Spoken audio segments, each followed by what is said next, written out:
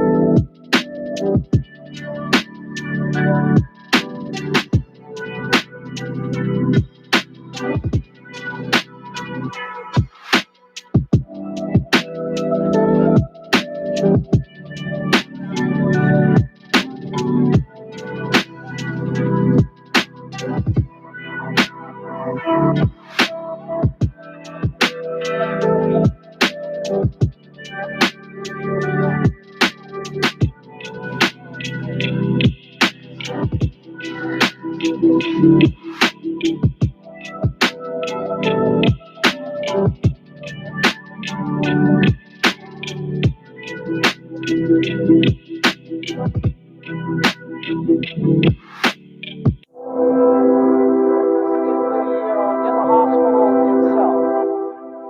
assume that we open up, the steward comes in, you say hello, and you pick it up from there.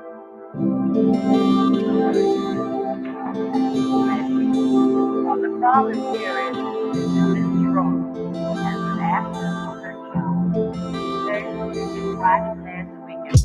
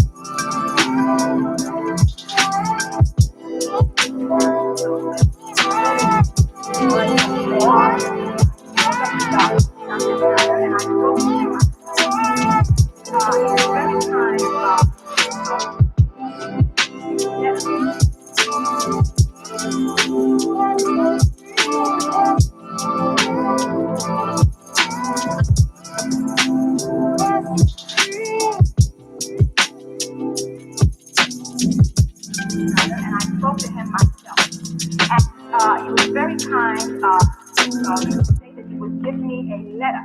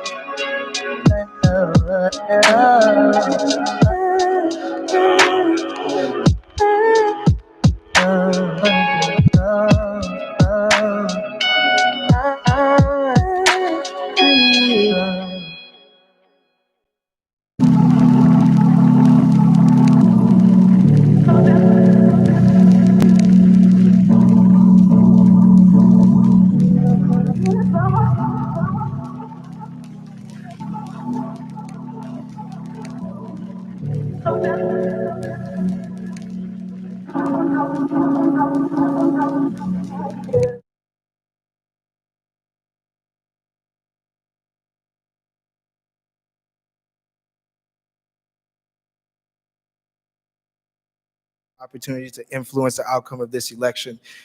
Today, we are joined by Mr. Christian Y. Smith, Ms. Fani Williams, Mr. Paul Howard, and Ms. Teresa Tomlinson, and they will all be addressing this crowd. And we also have the distinct pleasure of having as our moderator from CBS 46, Dr. Rashad Ritchie. He's a political analyst for CBS News and on air at VO 103 FM and News and Talk 1380 WAOK. Dr. Ritchie was voted the best talk radio personality in Atlanta by the readers of the Atlanta Journal-Constitution. He also provides political commentary for MSNBC and is the chief editor of Rolling Out magazine. Dr. Ritchie, you can take it from here. Thank you. Thank you, everybody, for being here. Because we're already late, we're going to get right into it. First candidate that we will bring to the front for Q&A and also audience Q&A is District Attorney candidate Christian Wise Smith. Mr. Smith, thank you.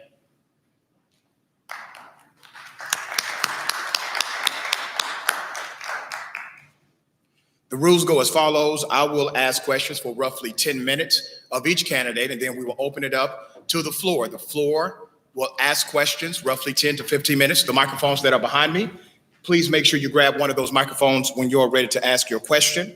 To all candidates, I do encourage you, try to keep your answer short so we can get as many answers in as possible. You do have up to a 5-minute introduction, and your 5 minutes begins now. Good afternoon, everybody. My name is Christian Wise Smith, and they say what's in a man's heart will come out of his mouth. And fixing the justice system is personal to me. That's why it's in my heart and soul. I'm a product of the justice system. I grew up seeing my mother in and out of jail. I was with my grandmother, saw her strip searched and handcuffed by police. I have an uncle serving a life sentence for murder. A close childhood friend of mine was killed in the street at 17. I was kicked out of high school. My mother lost custody of me. My life was hell growing up. I experienced the justice system over and over growing up. Having that experience gives me a deeper understanding of what folks who encounter the justice system go through so that we can attack the root causes of crime to help us break out of the problems that we've been experiencing. When I first entered this race, it was all about how to make Fulton County better, how to fix the justice system here at home. But lately, as we all know, our country has been under attack. Black people have been under attack in this country. And this isn't a new thing. This has been going on post-slavery. And so now my mission has become bigger and deeper than Fulton County. Now my mission is to call out every DA across this country to speak up against the injustice and the racism and the abusive practices that law enforcement have carried out for generations against Black people.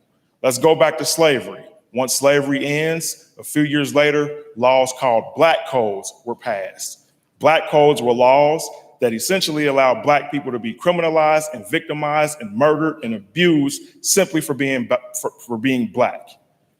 From 1865 to 1948, when Atlanta gets its first Black police officer, we have a justice system ran by white men only who were encouraged and saluted and praised for victimizing Black people. In 1964, Malcolm X delivered a speech titled Ballots or Bullets, where he spoke of a revolution, of overturning a system that has oppressed people who look like you and I for generations. And we do that, we take our frustrations out on a ballot box. So my platform and my mission and my vision, like I said, has become a lot bigger than fixing things here in Fulton County. But if we fix things here in Fulton County, we all know that Atlanta influences everything. Look at who's in this room. Minneapolis doesn't have a Clifford Harris or a Shaka Zulu.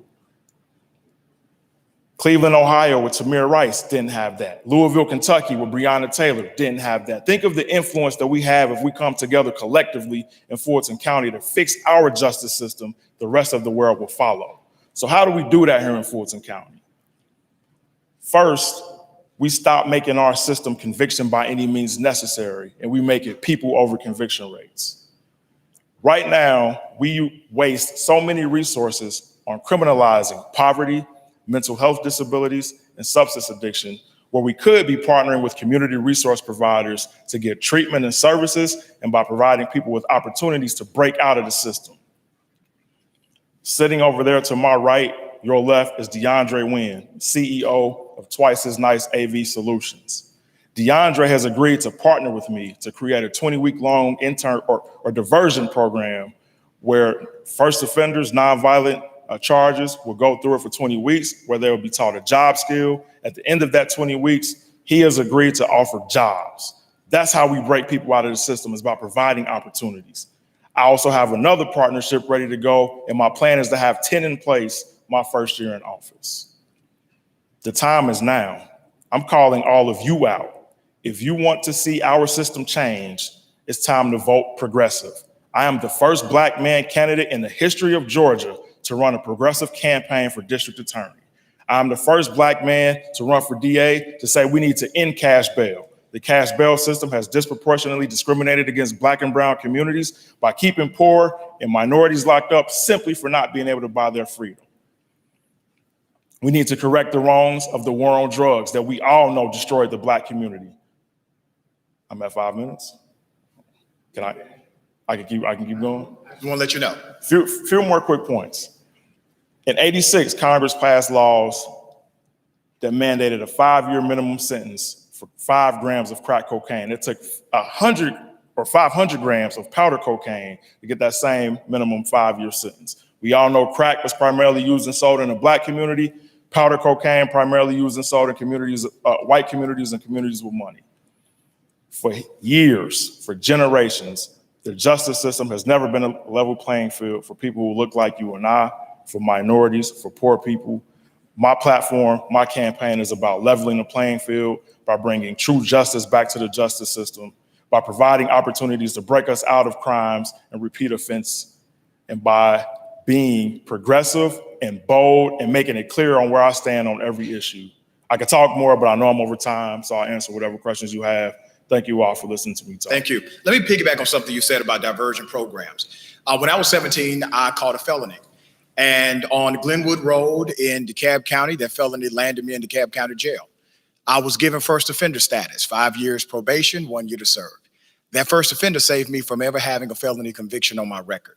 But with first offender programs, and I work with many of them today, it's designed primarily around certain offenses. And also there is typically an age qualifier as well. The younger you are, the more likely you are to qualify for a first offenders program. How would your first offender diversion program work with the specifics, age qualifier and crime qualifier? There will be no age restriction. The offense will matter. a lot of more serious and violent crimes carry, I would say, higher mandatory minimum sentences. So it's easier to start with the nonviolent offenses, the drug offenses. And so we will start with those crimes first and then see how we can grow from there. We will use best practices. So the system that I'm basing this off of comes from Seattle, Washington. In 2011, they established a system where people charged with drug possession or prostitution were given the ability to be aligned with treatment and services to break them out of that system. So I had the opportunity to go out there in 2018 and study this. They've had over 500 success stories where these people now have jobs, they have apartments, they're off of the street. So they figured out a way to get crime rates to go down by getting employment rates to go up. That made the school system ratings go up. Property values have gone up because of this system. So that is why people like DeAndre Wynn and his company and others, by providing these opportunities, will help us change things right here in Fulton County and hopefully across the rest of the South. You worked as a prosecutor in the same office. What did you do as a prosecutor to bring justice rather than just prosecution? I'll tell you probably the best story I can tell you, the thing that I'm most proud of in my career. I had a 17-year-old kid who was a senior in high school, charged with drugs. I created a diversion program for him. He completed it. I dismissed it. This was in 2013. In 2014, his mom emailed me and said, "Hey, thanks for giving my son a chance. He's playing football at a JUCO in Oklahoma." In 2015, she called and said, "Hey, he transferred to the University of Tennessee. We wouldn't be here without you. Thank you." In 2016, she called again and said, "Hey, man, you got to come to a game." And in 2017, I went to 3 of his games. In 2018, I drove up to Knoxville to watch him get a bachelor's degree in communications. His name is Justin Martin. When I did that, I was reprimanded. I was told that we are not social services. I was told that conviction rates were down and fine money was down. And I said, "Are you kidding me?" Not only did I save this kid's life, think about the people in his neighborhood. Think about his family. Now that he's the first in his family to have a college degree. So that's what I mean when I say people over conviction rates. That's what I mean by getting rid of that conviction by any means necessary approach. And that's why I talk about our history, because prosecutors, especially black prosecutors, if you don't understand our history, if you don't understand what we've been fighting since 1865, then you will keep on playing into this system of oppression. We know our history, we know how to break out of our history, and we do that by providing opportunities for people to be better people. Let's talk about something that recently happened. The current district attorney, Paul Howard, sought an arrest warrant from the Superior Court of Fulton County, which is rare. Typically, the DA gets an indictment and then an arrest. However, he did it differently this time. He got that arrest warrant for 6 cops who were involved with pulling 2 AUC students out of their vehicle, tasing them, spraying mace, breaking a window, and busting a tire, throwing them on the ground. Let me ask you, do you agree with DA Paul Howard's act as when he got that arrest warrant for all 6 cops, and would you have done something different? Well, I have a question first. With what's going on across the country, I think that was a political move. What about Jimmy Atchison? What about Kane Rogers? What about the crime victims that we've had here already? Deaths at the hands of police officers where there's no transparency, no investigation, no grand jury. We don't know what happened in those other cases. So why was this move made right now? Is it because we have an election on Tuesday? Is it because it's a political move? Yes, those officers should be held accountable for what they did. They went above and beyond their duties as police officers. But my question is, don't do it for the cameras. Don't do it when there's political gain. Do it because it's the right thing to do. Do it every time it happens at the hands of a police officer. Be transparent with the community efficiently. It's been over a year since Jimmy Atchison was killed, and we don't know anything about that case. You may not have as much trial experience as some of your political opponents, but you have significant management experience. How do you think that management experience plays into you becoming DA of Fulton County? Being a great trial attorney is like being a wide receiver. You make big plays at your position, but no wide receiver has won any game on their own. No wide receiver goes out and calls the plays and leads you down the field. The quarterback does that. Me having management experience is equivalent to me being a quarterback, knowing what the wide receivers are doing, knowing what the defense is doing, knowing what's going on the entire field. And so having a master's degree in management, having led a $70 million project before at Grady, one of the largest health systems in the South, having written law that stands right now for the city of Atlanta as chief of staff in Atlanta City Council, Having all of that knowledge and experience will absolutely help me lead the DA's office to where we need to go, to victory, to justice for all, instead of injustice for some. Ladies and gentlemen, at this point, I would like to open it up for any questions from the floor. And the microphone's behind me. Anybody can jump up there, ask any question you choose. Hi, how are you? I'm sorry. You're fine.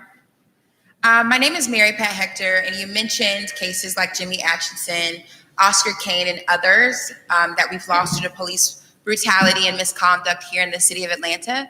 I wanted to see when cases like this happen, please explain to us, if elected, what you would do to ensure that what we are experiencing with those particular cases don't happen again in the future. Thank you. The first thing is transparency. Anytime something like that happens, it is the DA's responsibility to keep you informed on what happened and where the investigation goes. And the DA should not sit on his or her hands and wait for so much time to go by that the people forget about it. So what I'm committing to is efficient transparency, keeping you informed every step of the way. Part of my platform is creating an independent transparency board where people like you, people who make up all 15 cities in Fulton County, can hold me accountable and know where every penny we are spending is going, know what decisions we're making on cases and why, and understanding what our positions are from the DA's office. How you doing?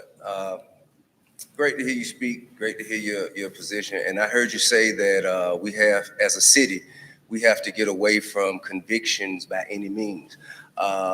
What do you think about going back and finding cases that may have been prosecuted beyond the need and sent people to prison, separating them from their families? Do you have an idea of retroactivity going to find cases and suspending sentences or finding contingencies?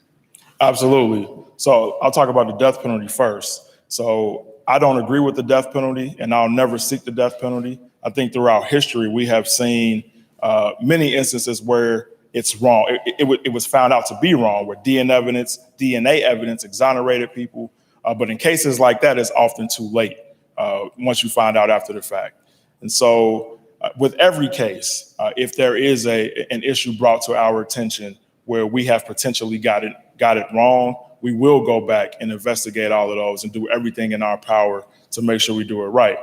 I'm also committed to no longer prosecuting marijuana possession. And I'm also committed to diverting every felony drug possession case to make sure those people get the treatment and resources that they need. And that ties back into, as you say, sometimes the not only wrongful for convictions, but convictions that tie or stem from the war on drugs era that was disproportionately aimed at Black and brown people. I want to make sure we do everything we can to get those records restricted so that people can get the job and housing opportunities that they've missed out on for so many years. Thank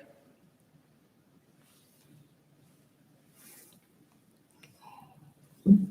Hello, thank you for your time today and your presentation. I think what's really important to a lot of us right now in the climate is police their accountability. Now, right now, Paul Howard has criminal, public, or I've heard you before use it interchangeably, either criminal or public integrity unit. So number one, how effective do you think it has been? And number two, will you continue it if you become the DA? Well, I continue it, yes, but let's take it a step further. Police are allowed to do the things that we've seen them done throughout history because a DA hasn't pursued action against them. So not only do I want to hold police accountable, I want to be held accountable. I'm saying hold me as DA accountable. I'm calling out every other DA in this country to step up and start speaking out against this. Because if DAs don't, then the police officers won't be held accountable. So yes, having a public integrity unit or independent transparency boards, those are absolutely important to make sure that police officers are held accountable, but DAs also have to be able to answer to you all as well. But how do you feel about how Paul Howard has handled his unit? Because we've had some complaints for sure. So how do you feel he's handled it, and what changes would you make if you are, since you're saying you are going to continue it? I mean, I'm running for office because I don't like how Paul Howard handles anything. And so the changes that I would make, one is expanding it. And then two, I think the answer is an independent transparency board, having people who are not connected to the DA's office looking into these matters so that it's not in-house, so that it doesn't give that appearance of maybe cover up or that appearance of we're going to err on the side of caution and go with the home team. I want it to be people like you and all of you out in the audience who are looking at these things to making sure we're doing things the fair way and the right way. I know I'm short, but I can see.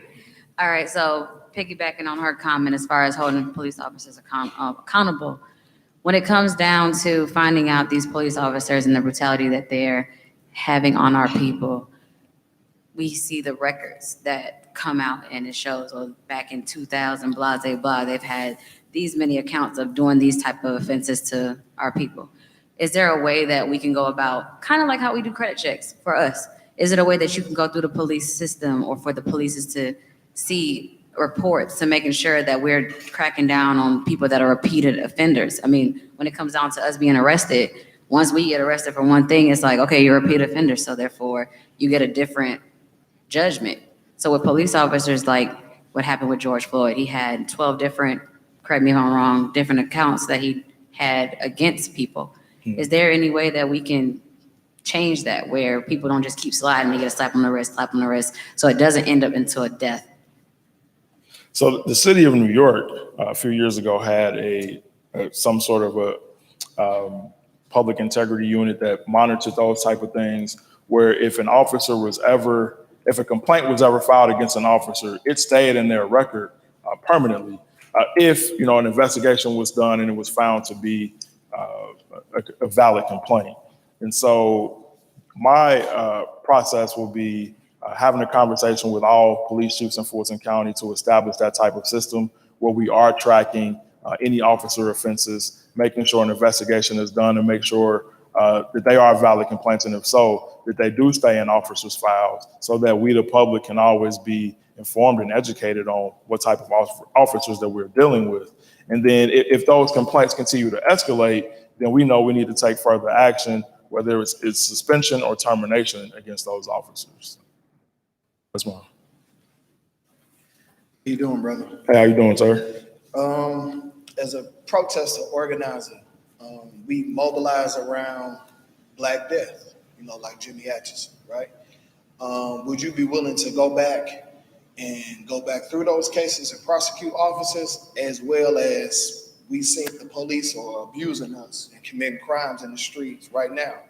When you get in, when you go back through the history, because where I'm from in Ferguson, in St. Louis, our prosecutor, I think, is most progressive. We have a 300 officer list where she will not prosecute them because they're dirty. Are you willing to do those kind of things, as well as go back into the past and prosecute officers for abuses? Absolutely. Yesterday, I marched with Jimmy Atchison's father, and I told him and everybody else that if elected, I'm going to do everything in my power to make those wrong calls right, to make sure that, and let me be clear, the answer is not division. I don't want y'all to think that that's what the message is. We achieve unity through accountability. So once we start holding police officers accountable, once we're able to have open and honest dialogues like this with police officers and prosecutors. So it's not only about the accountability, but it's also about healing. I want our communities to heal. I want police officers to stop looking at us as less than, as threats, as criminals. I want equality that Black people have been fighting for my whole lifetime, your whole lifetime, and going back post-slavery. So to answer your question, yes, but it's bigger than that. It's also about achieving unity that we have never experienced. Brother Christian, Marcus Coleman here. Been seeing you in some pretty good places, brother, so that's a good thing. 2 questions. One, for many of us who combat this on a daily basis at all levels, I'm all about the root, brother. So we know that oftentimes, officers walk or don't get charged. And the root of it is the qualified immunity. Question one, would you be willing to advocate to chisel away at that immunity, knowing that it cannot be eradicated because of the job?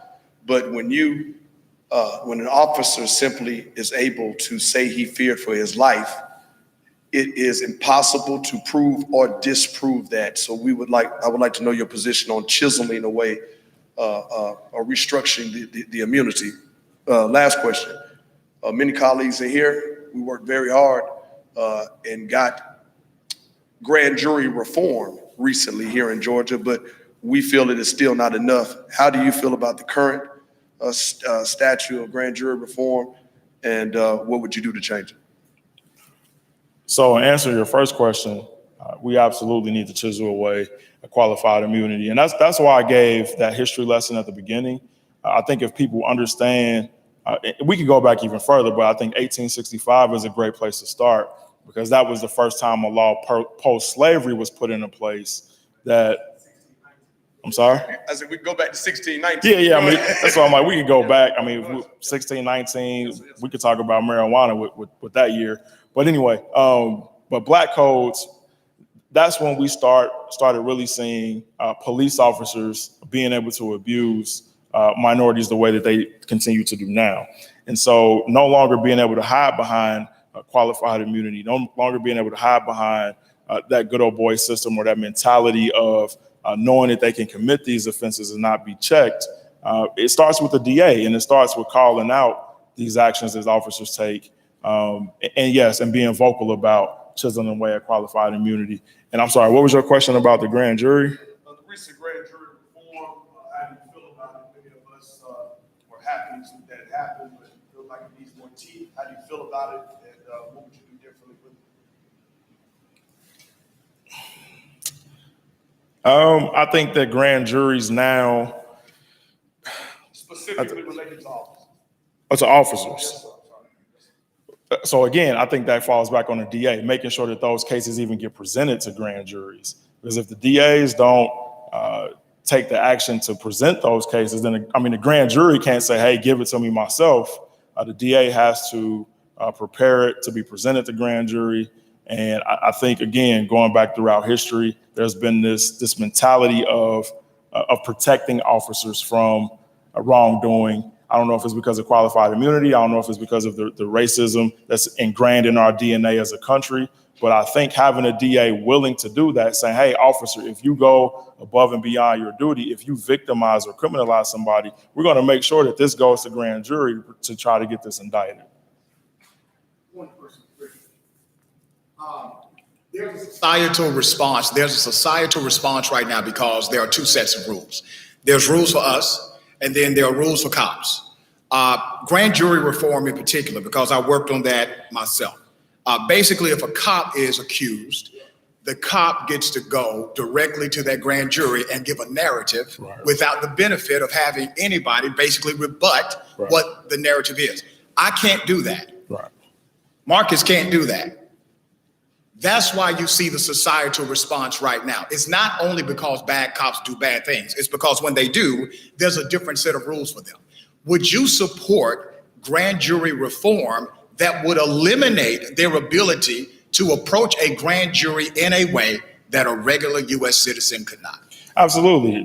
The defendant in any other case, as you mentioned, who's not a police officer, they don't get to testify at grand jury.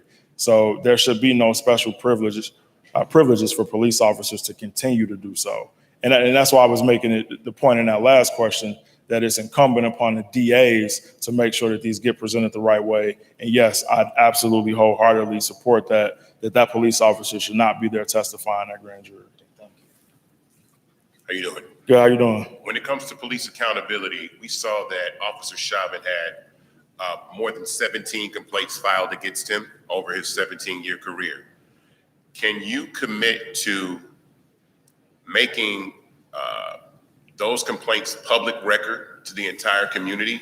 Because one thing that the public doesn't know is they don't know the officers that patrol their streets. They don't know what type of individuals these are. And secondly, with that amount of complaints filed against you, Are you open to creating some sort of 3 strikes rule? 3 complaints and you're gone? Because I feel like the only way that we can really change policing and accountability is to actually weed out officers that consistently abuse people, that are consistently violent. As you can see right now, even the way that we're handling these protests around the country, police officers are still being brutal to people. And those complaints should be filed on their records and they should be removed. So are you open to committing to either to making public record the complaints filed against officers for the entire community to see, and placing some sort of limitation on how many times you can have legit complaints filed against you before you are terminated? Right, yeah, yes, sir. I think that came up in another question a few questions ago, where I talked about having a conversation with all of the police chiefs in Fulton County to establish a system where all public complaints go in files permanently, and then there's an escalation system once you hit a certain mark. So we're looking at suspension or termination after certain points. Made public though. Yes, right. Okay. That's what I'm saying. So that they are public. Yes, sir. We have 3 minutes left. We have to be respectful of the other candidates. When it comes to police brutality, we know that it is a system that is corrupt. What is your plan to go about not just the police officers, but those that aid in the corruption? For the George Floyd case, there was an autopsy done by the state that said he didn't die from the knee to the neck, but then there was another autopsy done that said he did. So how do we weed out that type of corruption where we're being misled publicly, and will you be able to hold those people accountable? You're talking about medical examiners? Anybody within the justice system. Any bad actors in any part of a case should be held accountable. I think the Ahmaud Arbery case is a perfect example of just a couple people acting at different points throughout that after his murder and tainting that case, who should all be held accountable. So yeah, absolutely, man. It's kind of like the whatever fruits of that poisonous tree we find should all be addressed. Nobody should be able to, I would say, aid and abet in any corruption and not be held accountable. If you were DA and you found that the medical examiner decided to fudge the paperwork in order to cover the actions of a criminal act, would you prosecute that medical examiner? Yes, sir. Okay. All right. That's it. Thank you, sir. You got a 1 minute closing. I appreciate you all for listening to me talk. And again, I hope you all are inspired to take your frustrations out on a ballot box. I hope that after hearing me talk today, you would agree that there has been nothing like me before seen in the state of Georgia in terms of running for prosecutor's office. My goal, and no prosecutor's goal, should be to seek conviction. It should be to seek justice. And I think where we are right now as a country, where we are right now as a people, we need Black and brown people to secure equality that we've been fighting for lifetimes. And we need to create a system that values people over conviction rates. We need to provide opportunities for people. We need to provide treatment and services for people instead of throwing everything in jail. And by doing that, we ultimately make us all safer. If people are busy working, if people are providing for their families, if people are enjoying successful and fruitful lives, then we're safer because we don't have to worry about those people committing crimes against us. So wise up, vote Christian Wise Smith for Fulton County DA on June 9th. IG Wise Smith 2020, Facebook Christian Wise Smith. I'm honored and grateful to talk to y'all. I appreciate it. Thank you. Thank you for your time.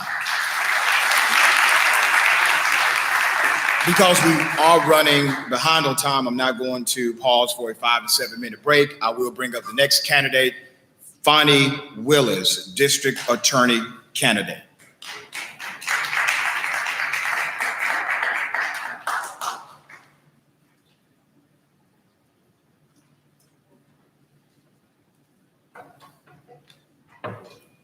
Good afternoon. Good afternoon. They told me I had a 10-minute speech. Now they say 5. Well, if you want to take 10, you can. It comes off of your overall 30. No, I was over there scratching out. So we're going to try to do it within the rules.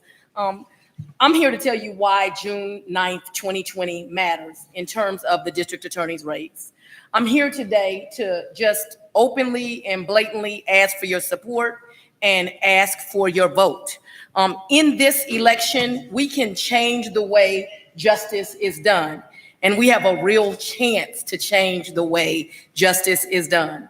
I'm here today to tell you that I am the only qualified candidate that is on your ballot. Let me repeat that.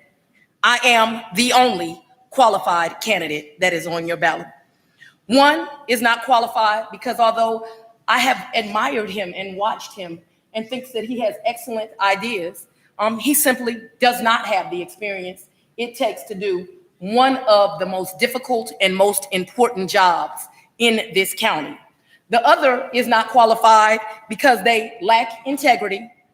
I hope y'all say that with me. They lack integrity and they're under criminal investigation. I am asking you to cast your vote for Fani Willis for district attorney. So let me tell you a little bit about who I am. I'm a graduate of an historically Black college and university, Howard University, and Emory Law School. I am the single mother of two beautiful daughters, 20 and 22 years old. I am the daughter of a civil rights activist whose primary lesson in my life was everyone is entitled to dignity. I am an awesome supervisor who motivates employees and encourages them to greatness. I have been a judge, a prosecutor, and a defense attorney, but most importantly, I am God-fearing and God-led. Distraction. They will criticize me because the police have endorsed me. I'm gonna ask you to ask this important question, the one you should be asking. Why is it that she has almost triple outraised in money an incumbent of 24 years with money from defense attorneys?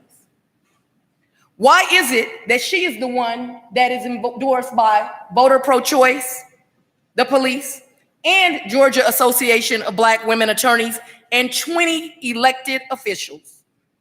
Why is it that the current district attorney is endorsed by one and no organization has put their name on him? It's because I'm the way to the future. The people that have endorsed me have given me their name, their reputation, and their money. Why is it that both the defense bar and the police agree on me? It's because I have a reputation of 24 years of fairness. See, I've done this job. They know that right now, 100 public integrity cases, which are not just police officers, but elected officials, sit on the elected district attorney's office's desk. I'm gonna just make it plain. That's what my pastors say, just make it plain. He's stunting for y'all. When the cameras are on and rolling, oh, he can charge police officers. He's not a person you can trust to do what he says. He's not a person you can trust to do what he says. By the way, there's no grand jury impaneled. You can't indict anyone right now. Paul Howard, he's been the district attorney since 1997. He was the first African-American DA in this state. That alone was something that I, as a Black person, as a Black attorney, took pride in. I was proud to work for the first Black elected DA as a young African-American attorney. But his time and his perspective, it's long ago gone. He has made the office about him. He does what is right only for glory and not because it is right. In your DA, you must know that when the cameras are rolling and when the cameras are not rolling, they're going to do what is right. His conduct is not okay, and it has cost you, the taxpayers, money already. So far, there's already been one settled lawsuit for his conduct. He has 3 federal lawsuits pending. You, the taxpayer, will pay them. It's not okay that there's a tape out there with an employee where he's asking her for some, I'm gonna let y'all fill in the blank. It's not okay if you are okay with the way he treats women. How about the money? See, let me tell you, I was fooled. For years, he had me convinced that he cared about the community and he cared about children. We know I've taken a lot of abuse about children. But when you take $195,000 of a $250,000 budget that was supposed to pour into kids where gangs were trying to get them, and you put it in your pocket, your credibility goes out the window. Somebody say this with me. See, the problem with absolute power is it corrupts absolutely. The current DA stands absolutely corrupted because he is drunk with his 24 years of power. But worse, when he is removed for violating the law, and it is clear he did, Governor Kemp Somebody repeat that. Governor Kemp will be the one that gets to appoint. The choice will not be in your hands as Fulton County Democrats. It will fall in the hand of the governor, and whoever he chooses, hey, that's who y'all be stuck with. You say, Miss Willis, Judge Willis, what law did he violate? A few, but let's try this on for size. OCGA 45-11-5, extortion, subsection A. As used in this code section, the term extortion means an unlawful taking by a public law officer under color of his office from any person of any money or thing of value that is not due to him or more that is due to him. Any public officer shall be by himself, his deputy, or his agent, or other person employed by him be guilty of extortion in receiving other and greater fees than by law are allowed him, shall be guilty of a misdemeanor, and repeat this part for me, and shall be dismissed from office. Not maybe, shall be dismissed from office. What is the oath of the district attorney? Under OCGA 15-18-2, the district attorney shall take the following oath. I do swear that I faithfully and impartially and without fear, favor, or affection discharge my duties as district attorney and shall take only my lawful compensation. So help me God. Y'all tell me if he violated the law. He has publicly said he did it. He wanted to make more money. We all want to make more money on our jobs. You cannot, as the chief officer, do what he did. Between the lawsuits and the extortion, he has disqualified himself to serve. Now, why should you elect me? Because I'm qualified. I have 24 years of experience practicing law. I spent 6 of those years as a defense attorney. In those years, I have represented people charged with petty crimes and people charged with murder. I understand the turmoil that goes on when one has the power of the state against them. I have also worked as a judge and a prosecutor and as a civil lawyer. I am compassionate when the cameras are on and when the cameras are off. I am known for sending young men who have made terrible mistakes to alternative programming when appropriate. I have passion for all victims, black, white, rich, poor. I am ready to serve on day one. And when I am elected DA, the first thing we will do is create and implement. Implement's gonna be an important word. The first pre-indictment diversion program. This will keep thousands of people, did anybody hear me? Thousands of people from ever being formally charged with a crime. I want you to know that the current district attorney has lots of programs, but if you dig a little deeper, he's got no results and no implementation. The second thing I'm going to do is create an SB 440 unit where all youths charged with deadly 7 crime cases are specifically evaluated to include a background check on what that child has been through. So we make sure that we reserve using that prosecution for only the most egregious crimes. 3, I am going to I'm gonna turn it upside down. Every case that comes in that office will now be evaluated. And I assure you what it will result in is many people not ever being charged. And those who are charged will have the evidence to remove violent offenders from our community. We will expand the use of accountability courts and post-indictment diversion programs. And I will attract, based on my reputation and based on my work, the brightest minds to the office and retain them instead of having the constant revolving door because the current environment is toxic. With your vote, in the first 2 years, we will become a star office, the star of the Southeast and the star of this nation. But I can only do this working cooperatively with community leaders, law enforcement, and my staff. I will do this with your support, and I am asking you, I am begging you, leave this election in the hands of Democrats. And on June 9th, 2020, cast a vote for Fani Willis for district attorney. Thank you, ma'am. Thank you. At some point, District Attorney Paul Howard had a lot of faith in you. You were a senior attorney, supervising attorney, and you supervised many lawyers under you. I think your biggest criticism on the campaign trail has been the question of why did you prosecute the school teachers in Atlanta under the RICO Act. I want you to respond to that criticism about prosecuting the school teachers. And you know, me and you have had this conversation many times. One thing I want to tell you is that I'm not a panderer. And so what you see is what you get. And so you're not going to get one answer today and one answer tomorrow. I have told Rashad Rishi, politicos have asked me to say this. Oh, I just did that because I was a single mama and I really, really needed my job. But it doesn't take but about 10 minutes around me to know I do what's right when I think it is right. This is the reality.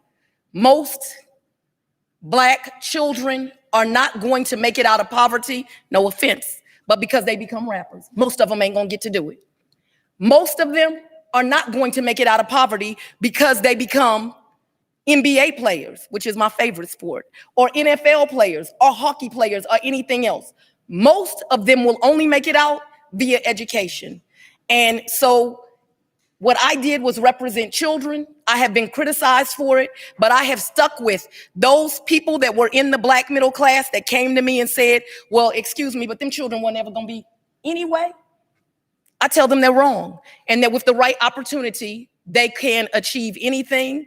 And I was the one that sat on hundreds of people's couches and listened to how their babies could not do the work, could not make it, and as a result dropped out in 10th grade. And guess where you get to see them? Down at the district attorney's office on the face of indictments being prosecuted, because that is the only option they have. Let me ask you about marijuana reform. 2016, I became a college professor. My first semester teaching, there was a student, bright student, was from the same hood I was from. 2 weeks into the semester, he received a letter saying that financial aid would no longer pay for his college. Some weed conviction. Right. He had a small marijuana conviction when he was 17 years old. And for the rest of his natural life, he can never have financial aid pay for his college. How would you support reforming the way we deal with marijuana crimes under your administration? Well, so first of all, I want to tell the truth, and so it can be explained, because I hear people say, I would not prosecute simple possession. Correct, you're the district attorney. We don't prosecute simple possession. So I think that we should know the office. I prosecute rapes, murders, child molestations. So it's not something in my wheelhouse, and I think it's disingenuous to say I wouldn't prosecute it, because of course I wouldn't. My personal opinion on marijuana is that that is a waste of resources to use prosecuting. I'd like to prosecute the violent offenders. I would go with legislatures to get that passed, but we also need to tell the truth. It is the legislature that's going to have to pass those bills, and I'm not running to be a state representative, but certainly I would put my voice on that. I don't think that that is an appropriate place for us to be putting our resources as a community, and I've already told you, those people are going into diversion programs if the police make arrests. I am there to follow the law, but I can also choose what we prosecute and what we don't. That is not where the Fulton County DA's office will be putting their resources. For every citizen, there's a record kept. When we get arrested, there's a record. And technically, that record is always up for public scrutiny unless it's sealed or you're a juvenile. But we find that citizens aren't the only ones who are repeat offenders. Cops are sometimes repeat offenders. And the communities that they serve have no way of knowing that the person patrolling their neighborhood is a repeat offender himself or herself. What could your office do to create more transparency so that those who are patrolled by these individuals who may be volatile, that communities are aware? I think you've probably heard me say that I'm going to keep what is known as a transparency notebook, that we would have that information available. The interesting thing is that district attorneys often don't know what all the records of the police officers are. If it doesn't rise to the level of a crime that comes to the office, those complaints are actually kept internally with the agency. That's not even something the DA would have access to. But I am fully for transparency. I have talked about that. One thing that I want to do is create a citizen review board. And you hear people talking about it, but don't let them mislead you. The city of Atlanta, for misdemeanors, has a citizen review board. We do not have a citizen review board for felonies. And I think that it is important that we do. But I also want to be 100% honest. Under my realm, what will happen is after the investigation is complete, we'll put a bow on that thing and then it would go to the Citizen Review Board. I would not want, while the investigation is going on, for it to be interfered with in a way that we could not prosecute if that's what became necessary, or dismissed. I can also tell you I'm not going to be someone that sits on cases 3 and 4 years. We acted in 2 days, but we have people that were shot 76 times and we've been waiting 3 years and 10 months with no decision. Maybe the decision is the officers are cleared. Maybe the decision is that the officers are charged, but a decision should have been made. Let me piggyback on that, because obviously what has been in the news with the current District Attorney Paul Howard is that he has secured an arrest warrant for 6 cops who pulled 2 college students outside of a vehicle, accosted them, busted the tire, broke windows, etc.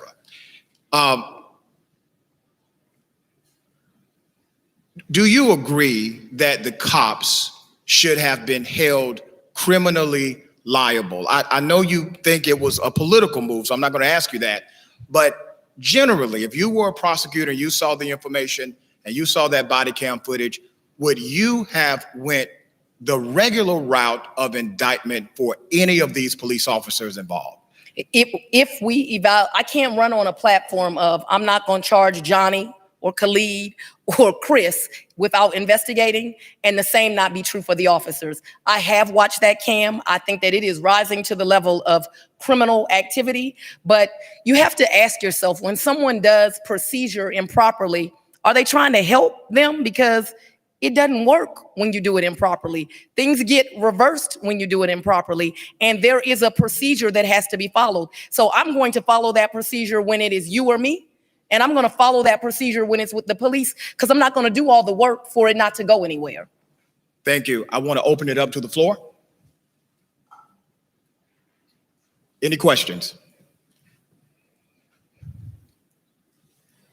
All right. Okay, so I see you didn't want to, come out here and ease into it. I see you want to, get straight to the business. All right, so let me just cut to the chase. We've had a private discussion where you've already answered this question, but I want to hear you answer it publicly, because I think that a lot of people in this room have this question as well. One of your supporters, one of your most, I guess, public supporters that we know about is one Miss Mary Norwood. And I know she is a devout Republican, and you're running on a Democratic ticket, correct? Okay, so what is your relationship with Mary Norwood? What is your allegiance? How will that follow you if you're elected? And how do you see that relationship playing out should you end up in the seat? Okay, so that's a broad question. Let me answer it fully. First of all, I'm a Democrat. You're never gonna, if you pull my voting record, which we all know you can do, you're gonna find that I am a Democrat and always has been. 2, I did not meet Mary Norwood until after I qualified for this particular seat, meaning I went down on March the 7th, paid my money, and qualified. She, as well as other political officials, asked, can I have a meeting with you? She had a meeting with me. She asked me, what have you done in your career? I've said I've tried well in excess of 100 cases. I'm the chief judge of my city. I've been a defense attorney. I've been a civil litigator. She said she does not like the way that Paul Howard responds to the community. In fact, what led me to her is a young lady named Daphne Jordan, who is an activist in my city, South Fulton. There was another young lady named Amber Connor, who represents kind of the city of Atlanta, and Mary Norwood. And what she said is those 3 communities had come together multiple times to have meetings with him to discuss whatever their concerns was, and that he was never responsive and constantly blew him off, and that they wanted a DA that would be responsive to the community. And she said, you sound like you are more than experienced, and we are excited to get behind a candidate that will keep the community informed. And this is the reality. I'm going to represent Johns Creek, Roswell, Alpharetta, South Fulton, Union City, College Park, all of it. I hail from the city of South Fulton. If you think I'm going to let my community not be represented, I mean, that's just crazy. Excellent. Thank you so much. My second question, I know we touched on it a little bit about the teachers and the case with the teachers, but and you told me in private again that you met with the children And that is what led to My passion. Right. And that's what led to you charging the teachers and their constituents. However, most of the teachers didn't really even do any jail time. It was people that they weren't in the classrooms. So why did the jail time or the punishment reach people who weren't actively involved? I'm so glad you asked this question because I think people need to know the history. First of all of the teachers were offered diversion, kind of a made-up diversion program. And I say made up because we've talked about it. It's not in place, but we were willing to do diversion for all of them. Quite frankly, I personally believe, and I have said this publicly before, that teachers, a lot of them were single moms. I related to that part of them was victimized because what the higher ups that you're talking about would tell them, and it is very, very well documented, is that if Johnny can't read, Johnny better be able to read on test day. And what ends up happening, so that people understand, is the federal government would have gave millions of dollars that would have had to go to tutoring for those children, because if our kids don't do well in math or they don't do well in English, whatever the subject matter is you fail in, the federal government sends money to you. And so when you inflate those answers, we lose those millions for our inner city schools because we're no longer able to get it because our kids are doing okay. But it was all a lie. Okay, I'll open the floor for whoever else. All right. I want to insert something quickly. Back on the Mary Norwood situation, and I said this, if I ever got y'all both in a room together, I'm going to ask you again. There was a what the hell moment when Mr. Christian Wise stood up in a forum and he said that when Mary Norwood talked to him about endorsing him, she said she would endorse him if he agreed to put youth in labor camps as punishment to crimes. And according to Mr. Wise, he said to Mary Norwood, I'm not interested in going back to slavery. So the question he raised to you, was, what did you promise Mary Norwood to get the endorsement? I want you to respond to that fully. Nothing. And never did we have a discussion that is anywhere like what Mr. Wise says his discussion is with her. Don't know why. If that discussion is even accurate, she thought she could play with him. She certainly did not play with me. Okay, thank you. Next question. Okay. All right, your opening statement, you stated how you've had all these great resources and endorsements by so many people, and why have so many people endorsed you? So is our president at this point. So what I want to know. I'm sorry, I didn't understand. I said, so is our president endorsed by many as well. So the monetary amount is not that big to me, but it's about what can you do with it. So can you use those same resources that you use for your campaign to help bridge that gap between the police department and our community to help bring unity once we get to that point? So I'm definitely not using campaign resources. So let me say that. So I don't get the resources, like the people. No, I absolutely think I've already met with a lot of community leaders, a lot of African-American pastors. They're really, really, really excited about the program that I wanted to start and told me that they would give resources. I also have a lot of, so I've just been doing this too long. I have put a lot of people in. I'm a huge fan of Next Level Boys Academy. I don't know if you're familiar with that. It's in South Fulton. But when I was a deputy DA, it was my responsibility to decide how charges were going to remain. So I don't want to get too technical, but for the instance, armed robbery is a mandatory 10-year sentence, period. If you are convicted of armed robbery, you can never get that off your, it's always armed robbery. You can't take a first offender to it. Right. So even once you complete the 10 years, you have the scarlet letter. One thing that I would systematically do is do a legal fiction and reduce armed robberies down to robbery, because it is extremely important that then they would be able to have the benefit of first offender. But the other thing that I would do is I have sent scores of children to that program, and there may be some time that was required, but they also could do community service and be in those groups. And I have plenty of children that have gone to college because of that and been successful because of that. And so, yes, I will definitely be using all of those resources and calling people over and over again to make sure that we get done what I intend to get done. Thank you. A quick follow-up about your post-indictment diversion program. Pre. That's what's so important about it. Pre-indictment, excuse me. You do have a post-indictment program as well. But your pre-indictment diversion program is a game changer if implemented. When implemented. Okay. What crimes would qualify for a pre-indictment diversion programs? And would there also be an age qualifier for your program? Absolutely, there won't be an age qualifier. Now, I don't like to admit my age, but I'm approaching 50, and I realize that some of my peers do stupid things too. So there will not be an age requirement. As far as cases, the obvious ones are your low-level cases, but I also don't want to treat people like widgets, which was what we have done now. We have these grids, and if you have this grid, then we're going to use this offense. The reality is sometimes cases come to the office and they're charged with aggravated assault. That's what the officer brought in. That's what they thought it was on probable cause. If you do the investigation, you find it's really not aggravated assault. It's more like simple assault. And so either I'm going to send that down to Mr. Gamage's office, the solicitor, because it would be a misdemeanor, or even if the circumstances are murky, they're going to go into my diversion program. I'm going to change the mindset of that office right now where it's A plus B, then you have to do C. You have to look at the individual in the individual cases. And so I don't want to limit who we're going to put into that program. Okay, thank you. Next question.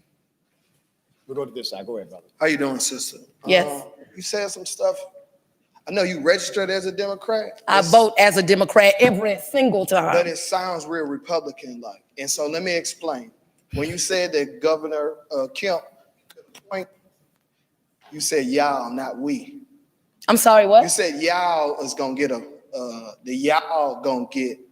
prosecutor or DA appointed, as if it ain't no we kind of thing. Like I live in this. Right. I'm just saying what you said. Okay. And then you said about the rappers and the athletes, and so 2/3 of African Americans reach college for free through music and sports. So it means like everybody not gonna be T.I. because pretty damn good. But, right. You might go to college for free and change your children's life, like that brother said before. Yeah, and so it's scary because you got the police endorsement. You got a lot of. I have a lot of defense attorneys too. Yeah, and so you say you was 24 years in the game. Mm-hmm. I got just a couple rundowns. These some yes and no's. How many officers did you prosecute? I was never in the public integrity unit. Okay, so that's 0. How many white supremacists did you prosecute while you were? I prosecuted hate crimes. I did not have an occasion where there was a white supremacist in Fulton that was brought to my desk. Okay. You said a civilian oversight board, civilian review board? There has been discussions of a civilian review board for years now. I think we listened at a forum that's been discussed for 5 years. The gentleman who wants to do that, Mr. Muhammad, is very, very frustrated with the fact that it has not been done. I think that that's something that needs to be implemented on day one. Seattle and Oakland have a civilian oversight board or review board that has subpoena and prosecutorial power, or you're in favor of that? I am a fan of subpoena and prosecutorial power for the review board. Okay. And so my last question is, I know you got a lot of endorsements about police accountability, and I think that's pretty cool, to bridge the gap. I'm not sure what the gap is between white supremacists and black people and why that needs to be bridged. But do you have endorsements from people in the community, like activists in Fulton County, people sitting in this room, black people who are not, politicians, clergy, the everyday working class people that you said that are not the makeup of the 10% of black people? I'm sorry, I didn't. My bad, I'm sorry. Only 15% of black people have a college degree and work in it. So that means 85% of black people are working class, trash people that's paying for their jobs. Yes. I have a lot of support from people that don't have several degrees behind their name and are community activists. Thank you. Let's do this because we're pressed for time. I want to make sure that the answers are the questions are precise and the answers are precise so that we're fair to the time allocation for every candidate. I go to my right. I am Marquina Novembre. I am a recent 2020 graduate of Clark Atlanta University, and I am actually here. Oh, thank you. Power to the HBCUs up in here. So I am here actually to be a a sponge. I'm here to learn. You know, there's a lot of things that I feel like our generation are lacking when it comes to being involved in this revolution and rebellion and uprising that we're witnessing. And being at this political forum is one of the most important things. So my question to you is that while the youth are out here, while we are advocating for families like Jamarion Robinson, who was killed, shot 76 times in East Point, Atlanta, Georgia, you know, while we are standing here trying to advocate for those families, the youth need to know that we are protected. The youth need to know that there is guidance over us to make sure that not only that we are protected, but that we are guided in the right direction so that we can lead just like the ones before us led. So my question for you exactly is, how are you going to make sure that the 130 mothers in Atlanta who have slain sons and daughters by the hands of the Atlanta Police Department, how are you going to ensure that their families are brought to justice because they have been denied justice for so long in this here city of Atlanta, Georgia? I also was able to watch that, the newscast that came on. It actually came on before. Where the state representative sat beside around 15 mothers who were speaking on their stories of their sons being killed in Atlanta, Georgia by the police, where most of them actually turned the body camera off and the DoorDash camera off. So a lot of those families have no evidence. Right. And a lot of those cases, though, when I was watching, I only saw 2 that were in Fulton. And so some of the mothers were from Cobb. I think there was one from Clayton. There were mothers from different jurisdictions. Did you say there were 6? Okay. Was it 6? Okay, I remember specifically 2. Jamarion Robinson stuck out to me, and another young lady when I was watching also really pulled at my heartstrings. The way that we're going to do it is the way that we're going to do it for every case. They're going to be investigated. Once they are investigated properly, we're going to bring indictments. We're going to bring them within the statute of limitations. You have a problem now with cases sitting past the statute, and then things cannot happen. And so when they are investigated, and if we find that those actions merit an indictment, they'll be indicted. Okay, well, I hope that you can do that because the youth are watching and we are here and we are ready to rise in this rebellion. Thank you so much. Thank you. Fellow Clarkite. Okay. Yes, sir, you're next. I had a lot of questions, but we may have to. The one thing that I'm concerned with is your opinion on cash bail. Mm-hmm. Like, there are cases that I've spoken to Chris about, and there were, one person literally pulled out a gun and shot, and they had enough money to get out of jail. But then there's a homeless guy with $1.50. Can you just speak up just a little bit? I'm sorry. He's been involved in a case where a particular person pulled out a firearm and discharged it, and they had enough money to, post bail. But yet you have a homeless person that is stealing $1.50 item out of the store. He can't afford it, but yet he's occupying my tax dollars in prison for what? So what are your opinion? What's your opinion on cash bail? So the first we have to make sure that homeless guy, because I don't ever want to overstate what is it the DA is going to be doing. He's not even going to be in my jurisdiction. So, but my opinion is obviously for low-level crimes that absolutely we should not be keeping them in jail. Somebody stole whatever your example was. Absolutely, there should not be a cash bail bond for that individual. Okay. As a defense attorney, though, I am a big fan of, my belief is no matter how serious your crime is, that the purpose of bail, and it's clear within the law, is to ensure that you will return to court. It's not to be punitive. It is to make sure that you will return to court. As the DA, you're not the one that sets a bond or no bond. But we do have to remember in those more serious cases, you may put yourself in a position where people don't get out of jail. Just from the economical standpoint, we spend $90 a day for someone to be at Rice Street. $90 a day. That's how much it is to house someone. That's on our taxpayers. I am a big fan of, to make sure that someone returns. If you deal with some of these ankle monitor companies, they have the exact same results in getting people back to court as people that are in jail, meaning the exact same escape record. As many people escape from Rice Street as escape off of a monitor. And it costs we could get the county to do it at $10 a day. So I'm a huge advocate for doing things like that are wise so that we can get people out of jail and not be on our tax dollars and use those resources to prosecute violent offenders. So do you have a diversion program that could possibly give that person an opportunity not to have to steal $1.50 package? He wouldn't be in my jurisdiction. So if I sit here and say, yes, I have a diversion program for him, I'm lying to you because I'm never going to see him. He's going to be with the city solicitor. All right, thank you. We have 5 minutes We have 5 minutes. I have to keep it within the allocation of time for the equal time rule for every candidate. That's fair for everybody.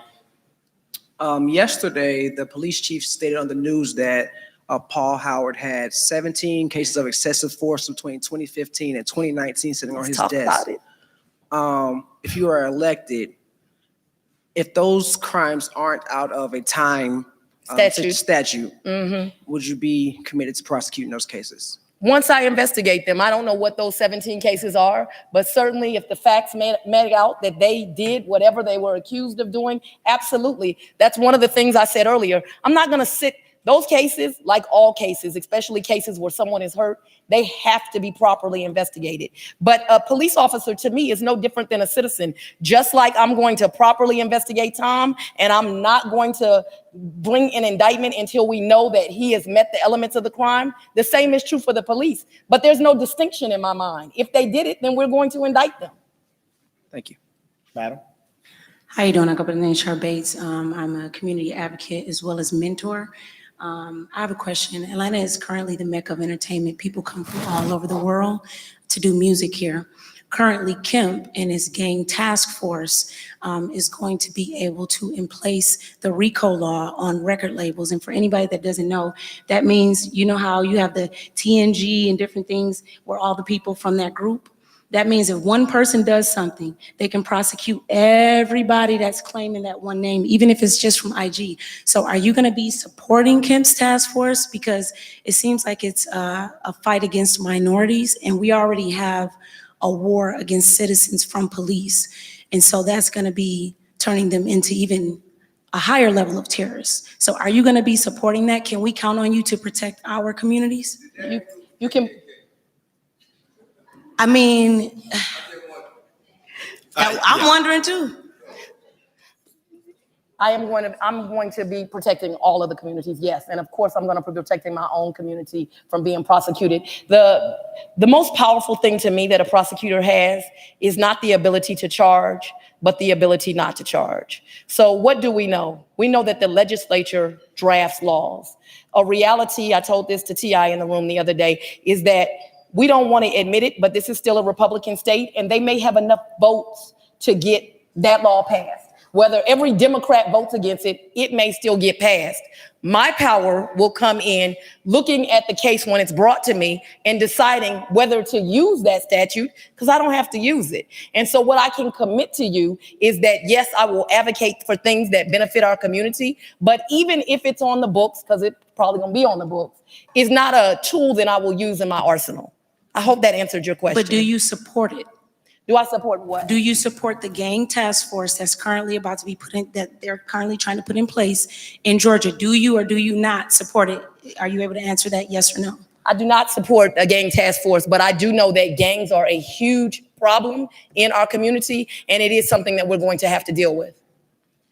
I think sometimes the classification of gangs is incorrect, and it's systematic racism, because the word gangs, as well as the RICO law, is systematically used way more on our race than any other one. So we're going to be dependent on you.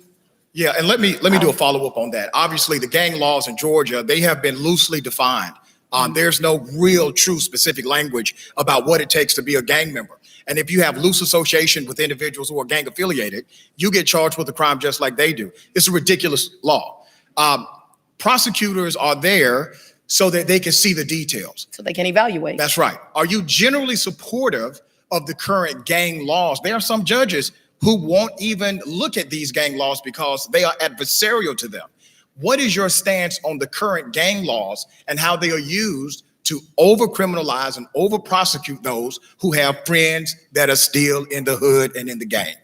And I think that's where experience comes into play, to know that when you're evaluating those cases that we're not going to use that tool. Now, what I am in favor in prosecuting, because I tell people I always want to be transparent, I am not a fan of violence. And so if you commit violence, I'm certainly going to prosecute those acts. But what you're asking is, are we going to put the additional label, use the additional tool? Not likely, but certainly if with friends or without, you commit an act of violence, I'm committed to prosecuting it. Okay.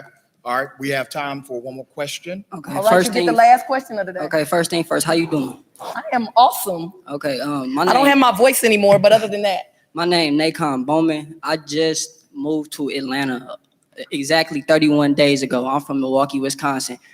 But the problem, I'm in a process. But the problem is, you know, me stepping in here, I didn't know what I was stepping into. I came with someone. But the problem is that we facing in America, especially in Wisconsin, is I'm hearing diversion program.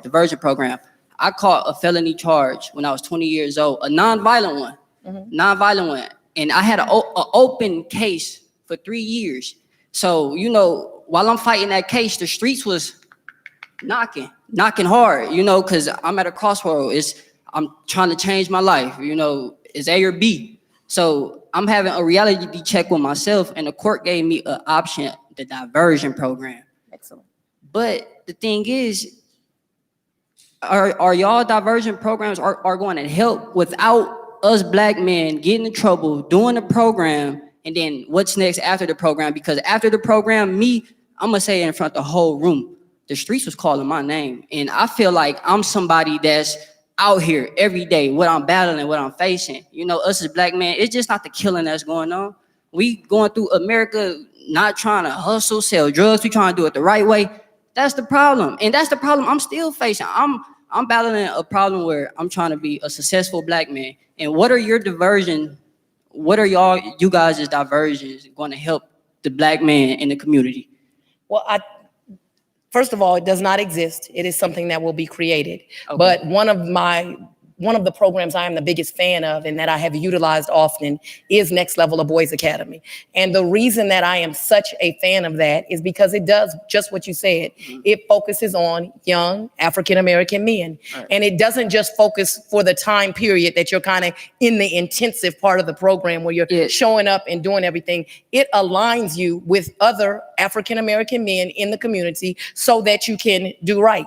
It is a program that I hope that resources will pour into so that we can make it grow and keep going, because you're absolutely right. There are a lot of ills pulling a young African-American man many different directions. And we can't just say, hey, go do this 9 weeks now, fly on your own. You have to put that bridge with them so that they can get to the level that they need to get to be a success and come back and be a bridge for the next person. Right, okay. I want to make sure you get your question in, and sir, you've been standing a long time. I'm going to do that. I'm going to let them get their questions in. I know it's past the time. I'm okay. I'm happy to be can blame me directly. Go ahead, sir. Go ahead, Madeline. Sorry. All right. I'll be very brief. Just 2 quick questions. You can say yes or no. So Minneapolis just decided to prosecute any officer who does not stop another officer for enforcing excessive force. Will you be enforcing that type of law? And also, 3-part. And also, if you are for that, will you prosecute the standing officer who may not be doing the direct force? Will you prosecute them to the fullest, basically the same charge as the one who's killing the one that's in front? So first of all, we both know we would have to change the law on the books. The legislature would have to do that. I believe what you're asking me is that a law that I would advocate and support. The answer to that is absolutely. In my opinion, if we're using George Floyd as an example, I don't think that they were bystanders that did not participate, and I think that they should be all prosecuted. Okay. I thought the initial response from the initial prosecutor was disgusting. Okay, earlier you said that you have prosecuted hate crimes. Was that here in Georgia? Yes, ma'am. Okay, well, in Georgia, we don't have hate crimes. That's what we're fighting for right now after Ahmaud Arbery. That's what we're pushing for right now. So I'm just wanting to know, how did you do that if we don't have that on the law books? I have prosecuted crimes that involved hate, and I've also been to the state legislature in 2017 to argue for a passing of a hate crime bill. In 2017, when I argued at the state capitol, the bill did not pass. They've tried even since 2017 to get another bill. It again did not pass. I will be an advocate when they bring a hate crime bill back to the capitol to do it. So part of my history is that I have advocated for a hate crime bill. Interestingly enough, the case that I prosecuted was actually a case that involved homosexuality. And so I believe that that group also has to be protected. Okay, we got to wrap it up. 1, 2. Go ahead, sir. Okay, my name is Checkmate. I hope you can keep up with the accent. Some people get lost. They say integrity is doing the right thing when nobody is looking. All right. So that said, if elected, what will you do to deter putting politics in your career before doing the work of the people? That's the Thank you. first question. Can you repeat just the question? If elected, what will you do to prevent politics and your career becoming primary before the work of the people? See, a lot of times what happens is you guys run on a message. When you get into office, it's no longer about the people. Now it's about your career. Right. See where I'm coming Yeah, from? we And under, again- brother. We get there, brother. Just go ahead and ask the question because we got to keep it moving. Okay. Go ahead, sister. Okay, end of my question. And I'm going to piggyback off the young lady just said here. Taxpayers are paying for officers to be set free, basically, on top of their tax dollars paying to settle these civil cases. What will you do in an effort to shift the financial responsibility from the taxpayer to officers, police unions, or otherwise? Well, I mean, if the police do wrong, we want to make sure that the people that are harmed are compensated. The person with the biggest bank to make sure that the officers are compensated is the government. I don't know that I would want that particular law changed. Now, you can sue them individually, but an officer may not have much you can get. I appreciate It would that. be But a the same better- as a regular citizen like myself, if I have to pay Okay. restitution and I don't have it, where does it We come got from? it. Brother, do me a favor, sir. Make sure you talk with Ms. Willis after the forum. This is for direct Q&A. Lisa, I'm going to Sure, let you thank go you. last. Go ahead. Okay. All right. Go ahead. Go ahead, Lisa. All right, good afternoon. I worked with the producer team that produced No Child Left Behind, the documentary on the APS school scandal. So the teachers that took the diversion plan, they got off. They didn't have to serve time. The teachers who stood for their integrity and felt that they had not done anything got charges worse than mobsters.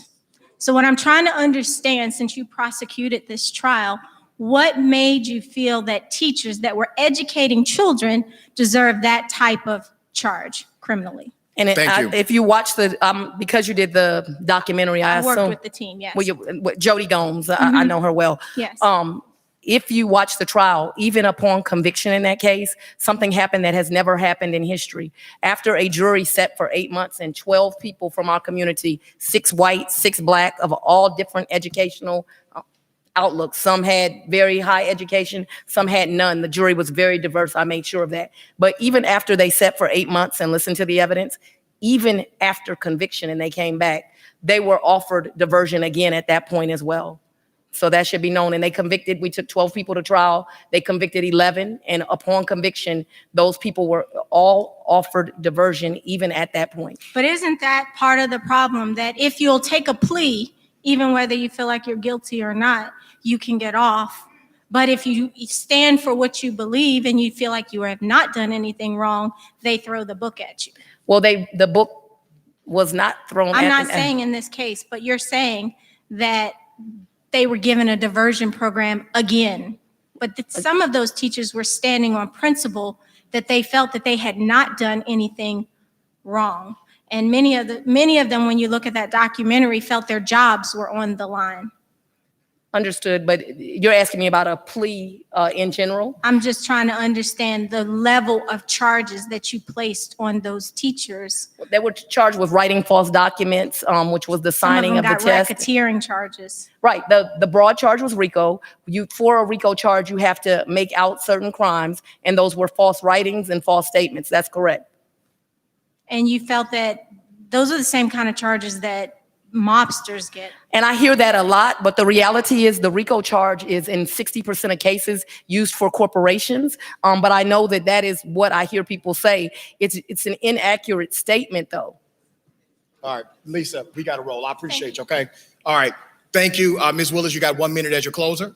As my closing, I would ask you all to look at the records, to look at what people have done, to evaluate what you have heard here today, and to stand with me and vote on June the 9th, 2020 for Fani Willis for Fulton County District Attorney. It will be my honor to be your first female district attorney, and I can assure you that integrity does matter, and I will bring it back to this office. Thank you. Thank you, ma'am. Do we have District Attorney Paul Howard? Has he arrived? Okay, thank you, sir.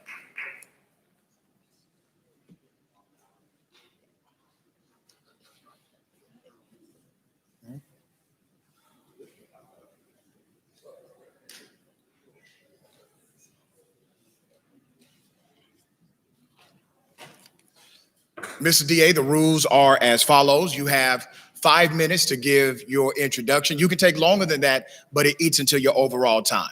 Right. You will have about 10 minutes of Q&A directly from me as the moderator, and then we will open it up to the floor for Q&A. I will still have the opportunity to insert questions and follow-ups as I see fit. Your 5 minutes begins now. All right. Good evening, everyone. My name is Paul Howard Jr. I am the current Fulton County District Attorney. I was elected District Attorney in 1997. When I was elected, our county was simply run amok with crime.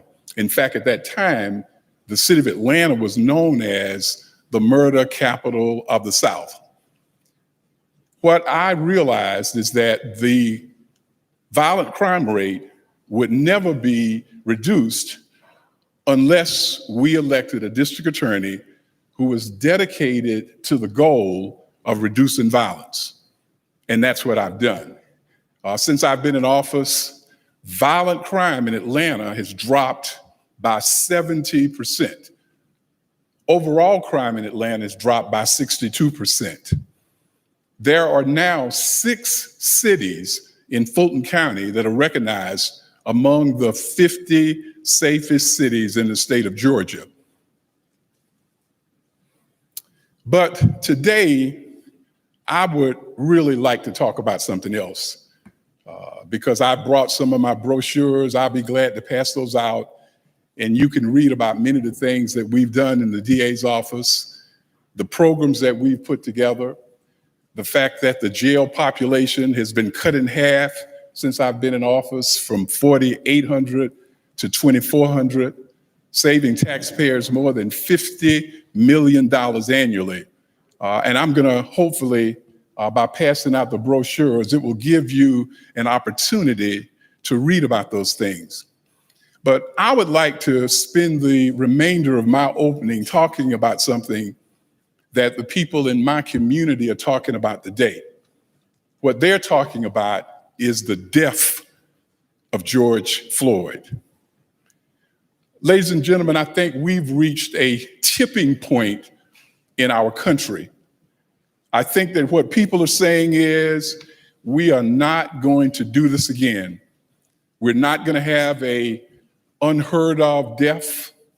Then people go out and protest, and then in a couple of weeks, things get back to normal. And then in a short while, there's another death. Since I've been in office, starting in 2002, I started to investigate police shootings committed by the policemen in our county, and particularly City of Atlanta police officers. The first case that we prosecuted is a case that you probably remember, Corey Ward, who was shot and killed while driving his mother's Cadillac Escalade. Well, from the very first case that we prosecuted, the Atlanta Police Union said that every one of those prosecutions was political. And since that time, we've handled 27 other cases, and the police union said that the cases were political. I believe that the district attorney is the gateway to the criminal justice system here in our community. And I can tell you, I don't see how you can serve as the gatekeepers of criminal justice in our community when you have made a deal with the union not to prosecute police officers. In fact, I'll tell you that I would feel uncomfortable living in a county where the district attorney has decided that I want the support of the police union and that I would not prosecute cases involving police officers. Earlier this week, we brought an indictment, or we asked that arrest charges be placed against 6 officers. And the reason that we did it is because we had the evidence. The evidence was before us. We had 7 videos. We got a chance to talk with the witnesses, sometimes something that we don't usually have to happen. And so when that happened, we moved and we placed those 6 people under arrest. I believe the police department said that we shouldn't have done it because they were all good men. And today the community is finding out that in fact, one of those officers had already been involved in 3 previous homicides. And one of those involved Jamarian Robinson. And Mr. Robinson, as you know, a Tuskegee student, was shot 59 times. He was shot 59 times. They actually fired 94 times. He had 76 holes in his body, but he only had 59 entrance wounds. So that's why we're saying he was shot 59 times. The police union at the same time and said that they couldn't understand why we had not interviewed the 6 officers that were arrested before we asked the judges to issue those arrest warrants. And I said to them that I thought it was the height of hypocrisy because the union instructs the police officers not to talk with the DA's office. And in fact, the 16 officers that were involved with Jamarian Robinson's case, even though the incident took place in August of 2016, we have not had the opportunity but to speak with 3 of them, only 3 of them, and none of the police officers who were inside of the place. So with my last minute, I'd like, if it's permissible, Dr. Ritchie, I brought with me today Mr. Thomas. Mr. Thomas's son was also shot by the Atlanta Police Department, and it is a case that my office is prosecuting now. His son's name was Kane Rogers. Mr. Thomas.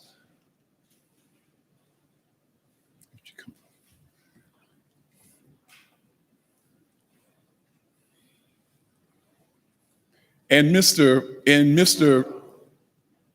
Rogers' case, also the district attorney's office moved to have arrest warrants issued prior to the time of the indictment.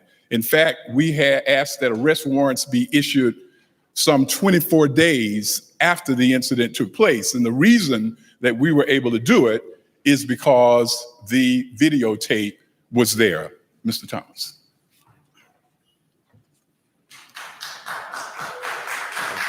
How everybody doing? Like Mr. Howard was saying, my son, Darius Kane Rogers, man, he was gunned down unlawfully by an Atlanta police officer. No suspect, no crime, no description, no anything. The officer just pulled up and he felt like he had the right to do that. And he fired into this car, striking my son in the head. And,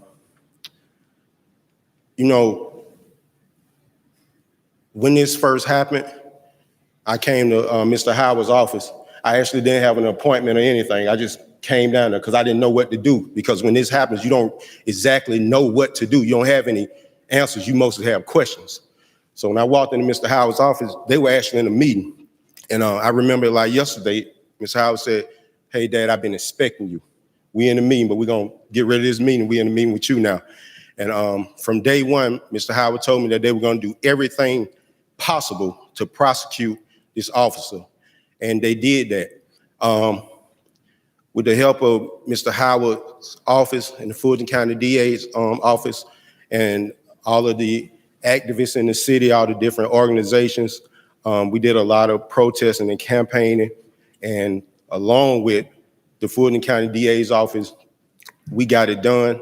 This officer was indicted not once, but twice. He's indicted not once, but twice. And, you know, of course, nobody wants to go to jail. The officer put up a fight, but Mr. Howard and his office put up a fight too. And we're going to trial, right? Yeah, go to trial right after we come back. Yeah. We now are going into, we right there waiting on a trial date. hopefully it's soon. I know the court is in a little disarray because of the COVID-19, but I would not be able to stand up here and tell you all anything different except that this man, he did a lot for our family as far as going after his office. Him and his office did a lot for our family as far as going after this cop, because Atlanta does have a history of police shootings and police killing people, but we do not have a history of everybody going after those cops. We don't. So I appreciate Mr. Howard and his office for what he did. Thank you, sir. Mr. Howard, I have a follow-up. Dr. Rashad, let me just mention to you, I really believe that we have reached a point that there needs to be some more serious action taken regarding police shootings and police misconduct. When Dr. King made his I Have a Dream speech, he listed 8 challenges to this country. The first challenge was police brutality. Since Dr. King made that speech 57 years ago, we have not had any major changes in the laws regarding police shootings. So I brought with me today a document that I first presented back in 2017 to my organization, the Association of Prosecuting Attorneys. I want to pass it out today. I'm hoping that someone here might use it as a resource, because I think that we need to stop talking about it. And I think we need to make some substantive change so that we won't keep having these incidents over and over again. Thank you, Dr. Michelle. Thank you, sir. Let's go to your most recent high-profile case, obviously involving the 6 APD cops. Your office leads the nation in prosecuting cops. And I think the number is 27 plus. That's correct. Okay. You did go through an extraordinary process. Typically, the DA's office would seek an indictment from a grand jury. You decided to seek a direct arrest warrant from superior court judges in the county, which is allowable under the rules. Right. For those who are saying that your move was simply political, what is your response to that?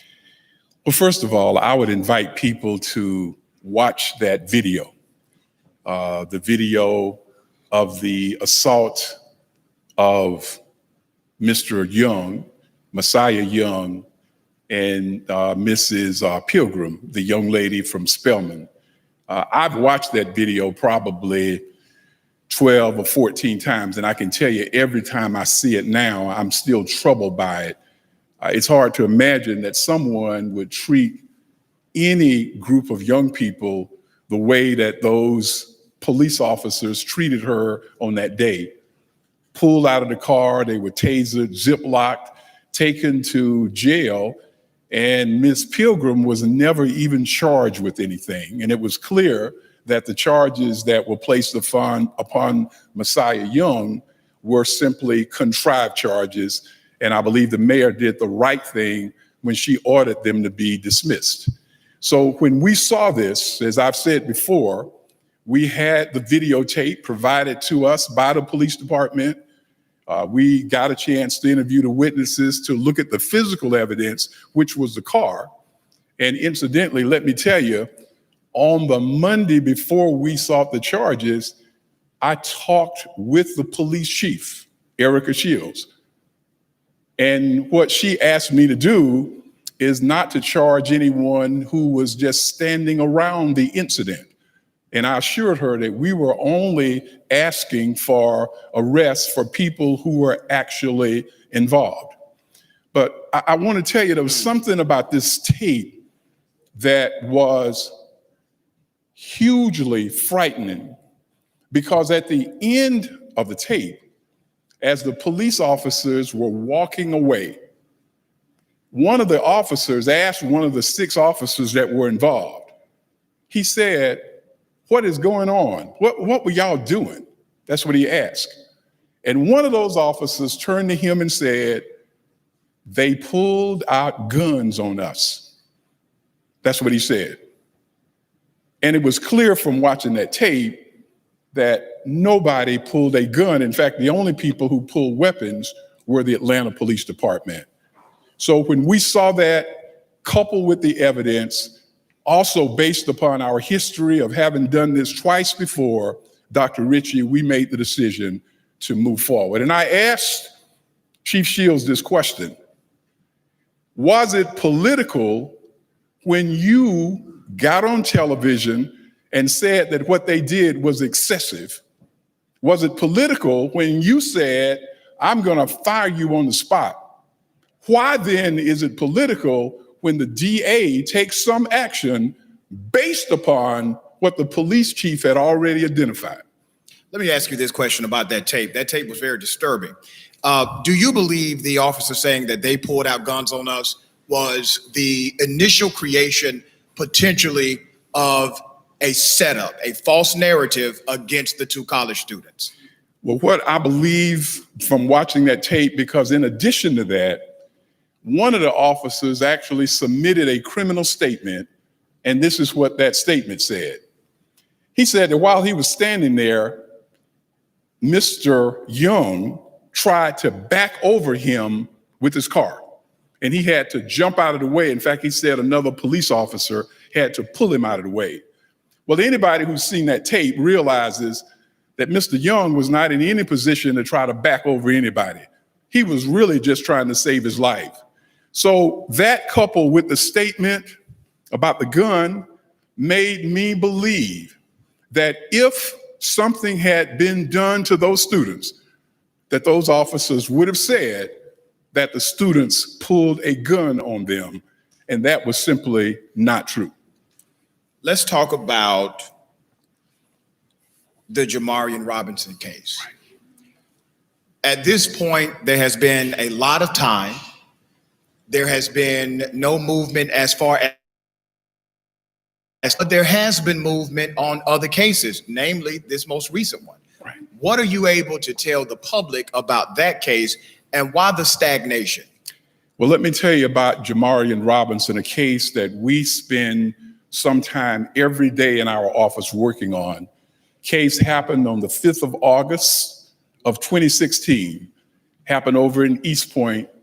The U.S. Marshals Task Force went into a condominium for the extensive purpose of arresting Jamarian Robinson. I say extensive because the police really didn't have any idea who was in the apartment.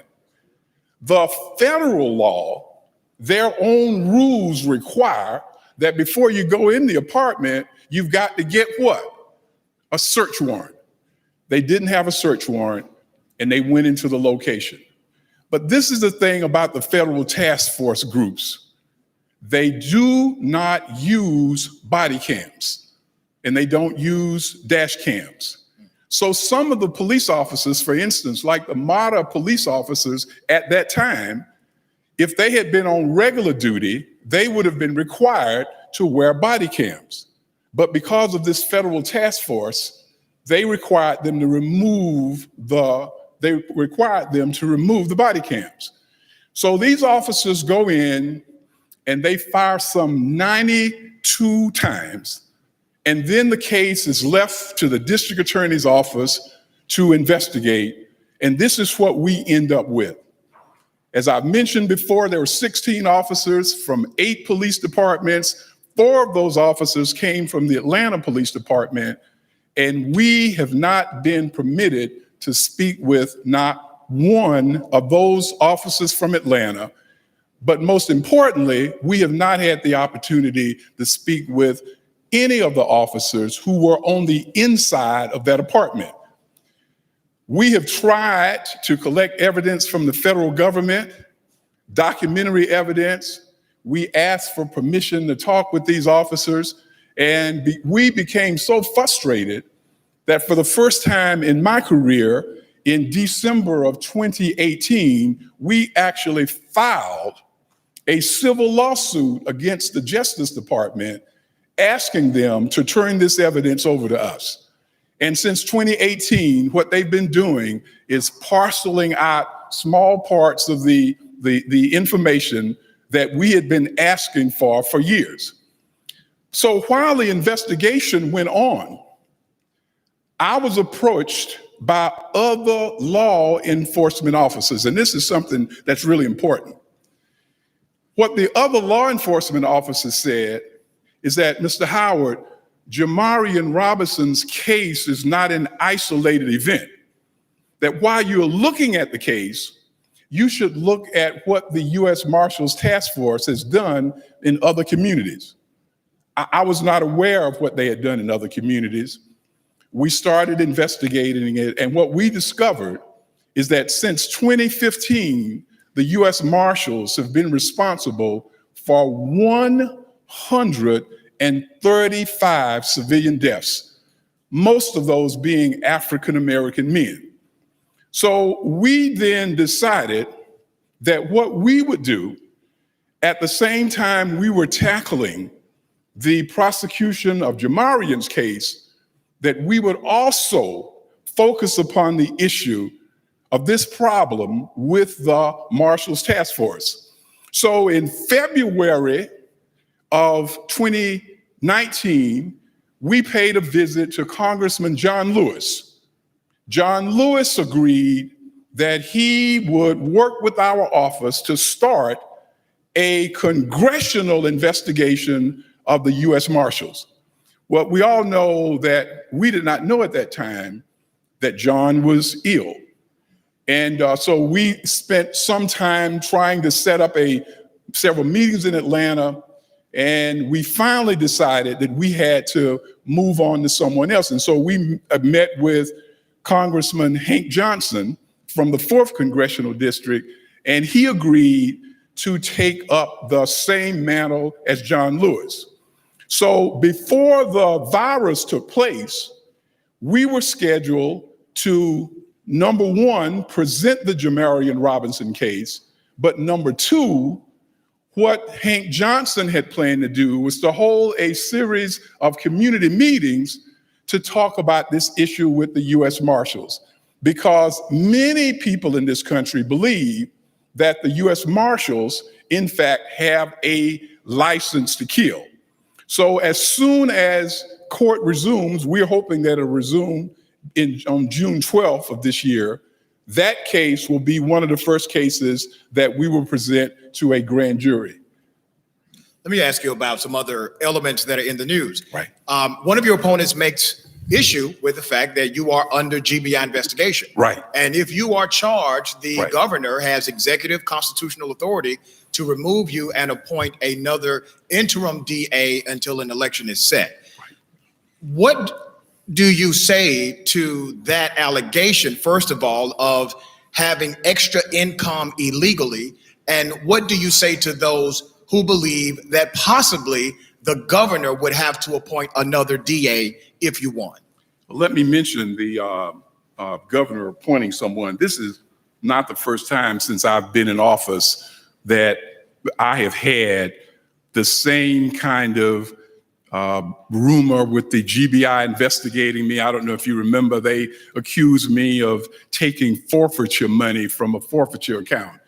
They investigated it, I believe, for over 8 months. And at the end of the 8 months, they came back and said, we were able to account for every penny, and I was exonerated. And let me tell you, I am not crazy. If I thought that I was going to be charged and prosecuted, I wouldn't have run for office again in the first place. What they are talking about is an administrative filing, And generally what has happened in the past, if you don't file the documents on time, you get an extension and you pay a $125 fine. I have been filing the same forms for 27 years, Dr. Ritchie, and it seems strange to me that only at this time during this election that there's this discussion. Regarding the money that I received, I did what every American citizen usually does when you want a raise. I went to my employers and asked them to pay me a raise. But before I did it, because I'm aware of the political situation in Atlanta, I actually got a written legal opinion which said that it was proper for me to do so. The legal decision was written by Paige Whitaker. And some of you all might know Paige Whitaker because right now she is a Superior Court judge in Fulton County. I met with the president of City Council, I met with the public safety director, and I met with the mayor.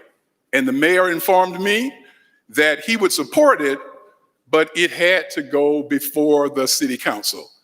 Dr. Ritchie, people spent weeks and weeks saying that, oh, the mayor must have just made this money up from someplace. And then Dale Russell from Channel 5 called me one day and said, I found the document, and as it turned out, in June of 2014, the city council in fact passed the allotment of this money, and it passed by a 14-0 margin. So I would say to someone who indicates that Mr. Howard is going to be arrested, I would ask them about, and I think they say arrested and a Republican put in office. It sounds kind of hypocritical when one of your biggest supporters is a Republican, the same Republican who ran against Kasim Reed, the same Republican who ran against Keisha Bottoms. So why are you complaining about a Republican being in? In fact, I would have to ask, maybe you're a Republican if Mary Norwood is supporting you. So I say that is a false allegation, and it is simply a way of diverting the attention of people from that candidate's lack of a solid platform.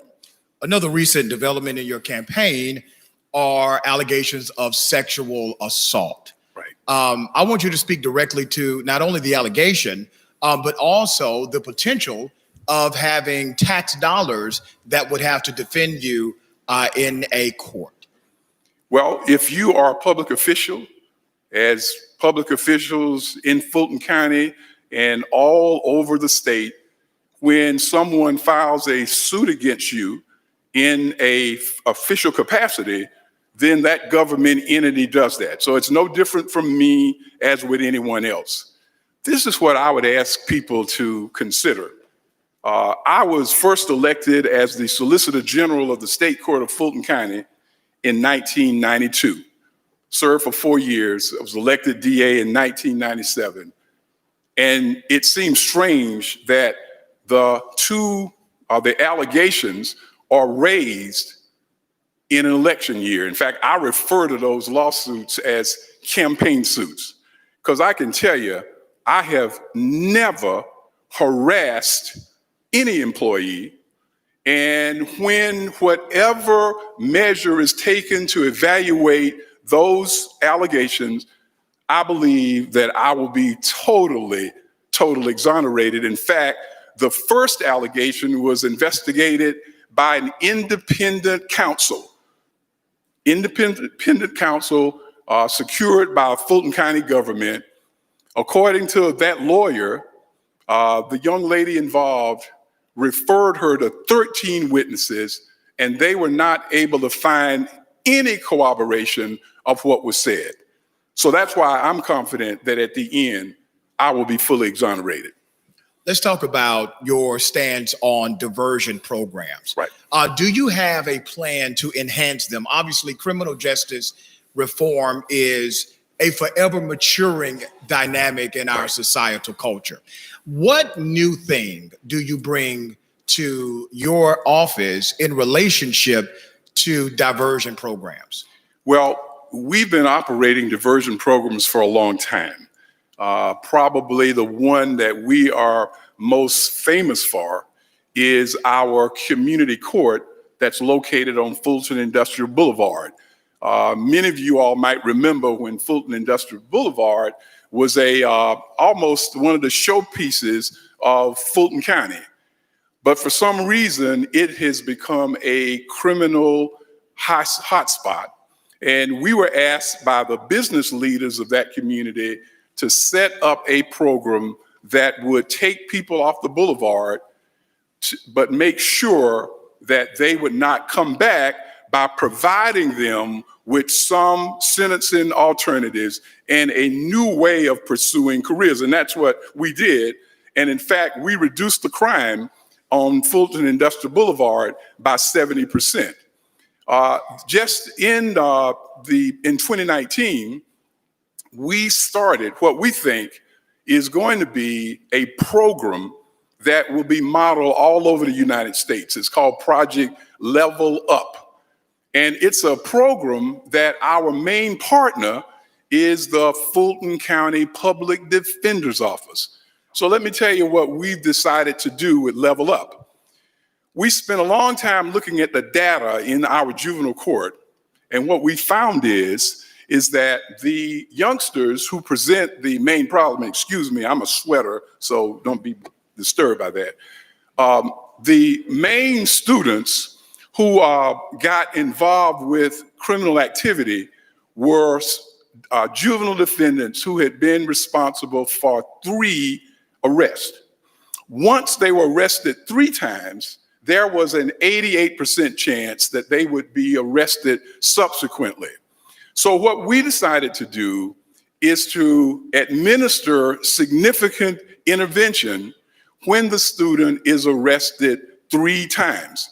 And the 3 programs that we're using, the 3 diversion programs that we're using is aftercare, mentoring, and family intervention.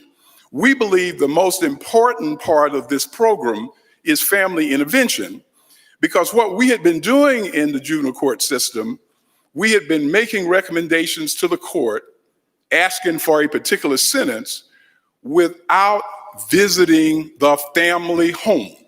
So we did not know whether or not the mother was employed or underemployed, whether or not the family lived in substandard housing, because those factors will determine to a large part whether or not the child commits another crime. So that's what we're looking at now. So what we're hoping is that if we can show that by using this model, we can keep children from going to the 4th or 5th arrest, that we can create a broader application, thus turning our juvenile system away from an adversarial process to a cooperative process of discussion and diversion with the public defender, the district attorney, and some of the other crime partners. All right, thank you. I want to open it up to the floor, and I'm going to start. Tip. What's going on, Mr. Howard? How you doing? How you doing? All right, all right. You've been the Fulton County District Attorney since '97, right? Right.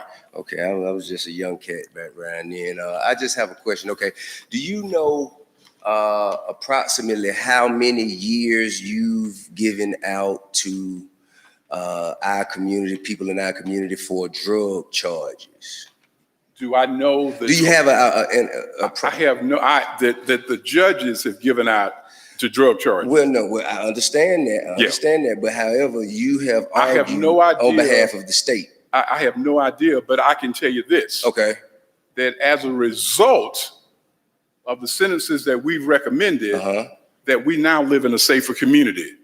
Our violent crime is down 70%. Let me just say drugs on a violent crime. Drugs like this is what I'm saying. But what we all know is that you cannot just isolate one factor like drugs and say it doesn't add into some violent crime later on. Okay. Because well, we can't assume that it will if it hasn't already. Right. You know, so yeah. And I believe if you look at the equation, you'll see that drugs, drug sales, create a lot of crime in our You know community. what, I'm glad you said that. I'm glad you said that, because another thing we do know due to the Contra scandal and the war on drugs, where the U.S. government has admitted to trading with Nicaragua cocaine in exchange for firearms, and that those drugs were then distributed into our communities, and the laws were changed to impact our people the most when it comes to that. So those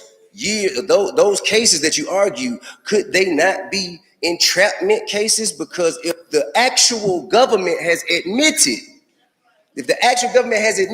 to getting the drugs here in the country and distributed them into the communities, like the Bluff, like Hamilton Road, like College Park, like East Point, all right, which comes back to you in your office, right? And you argue. I disagree with that firmly. Well, wait a minute. Let me just say this. Let me finish. You will have an opportunity to answer, but please just allow me to finish. All right.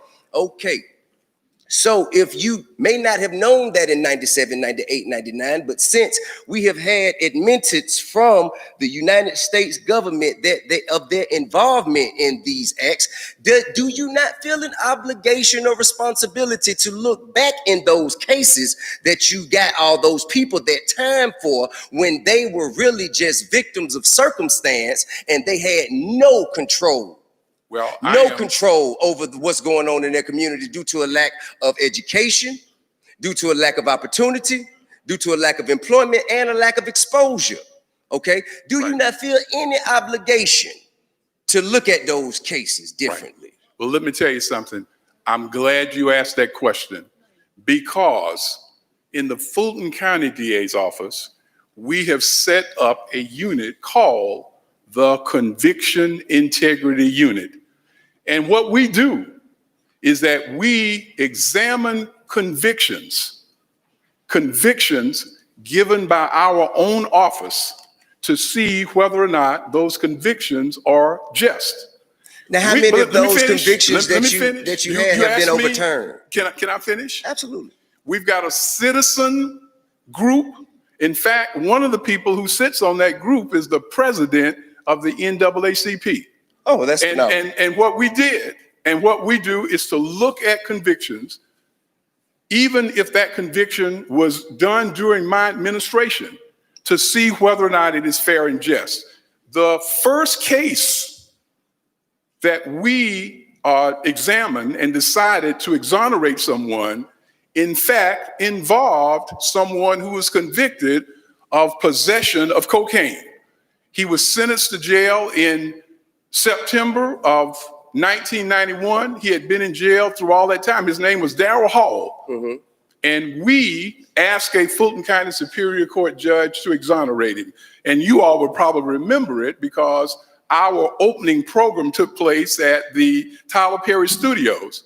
And after Mr. Hall was exonerated, Tyler Perry was kind enough to give him a job. And let me tell you something.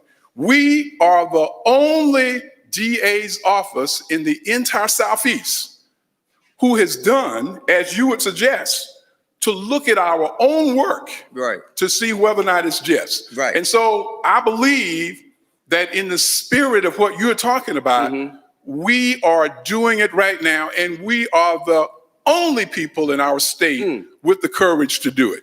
Okay, I think that I do feel that, you know, that one case that you did pay attention to, it's a great headline, and I think it's phenomenal for political PR. However, I think that if you find it right or just or fair in that case, you have hundreds, if not thousands, of other cases just like that. We are right now looking at 131.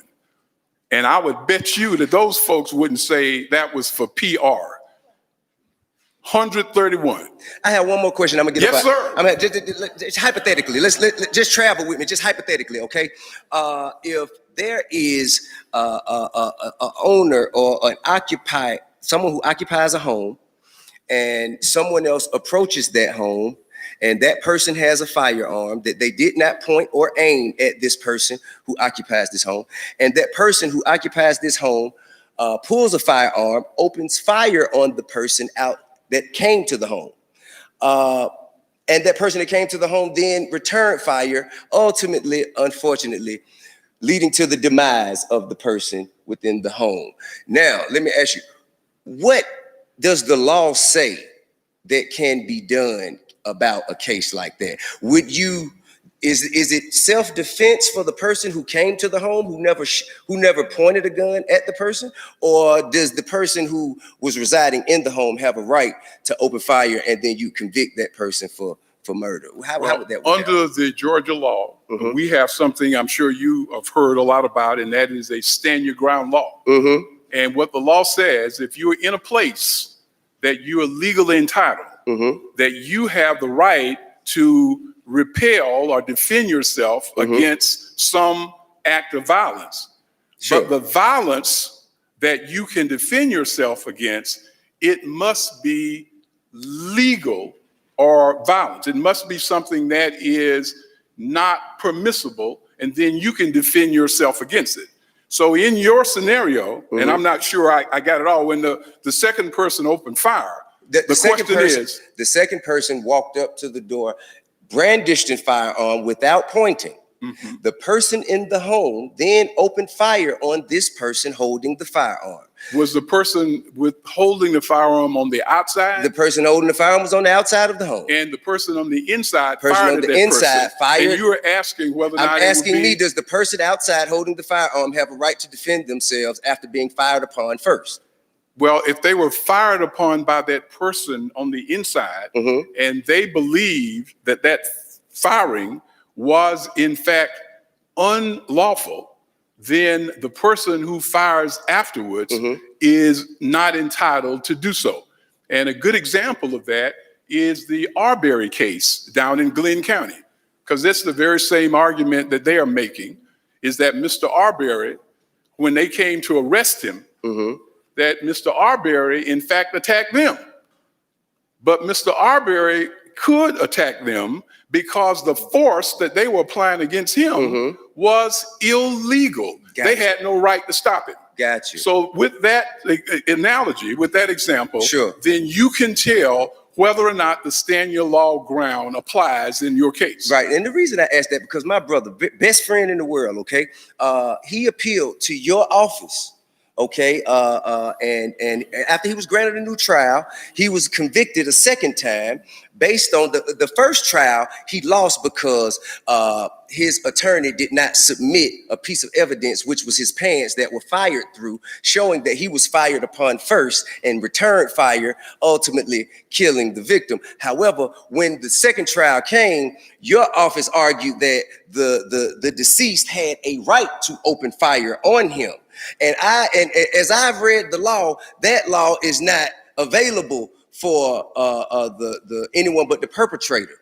But you use that to convict my best friend, and he died in prison this December. Well, with all due respect, that's not the way that I recall the facts. That's not the way I recall. His name Terrence Let me just say this. His name Terrence Beasley. Let me just say 2011. this. Let me just say this. Even if we made that motion or before the court, it is the court that decides whether or not the person would receive immunity and is able to use the law. So it's not just the DA's office, but I have to say respectfully, that is not the way I recall the facts.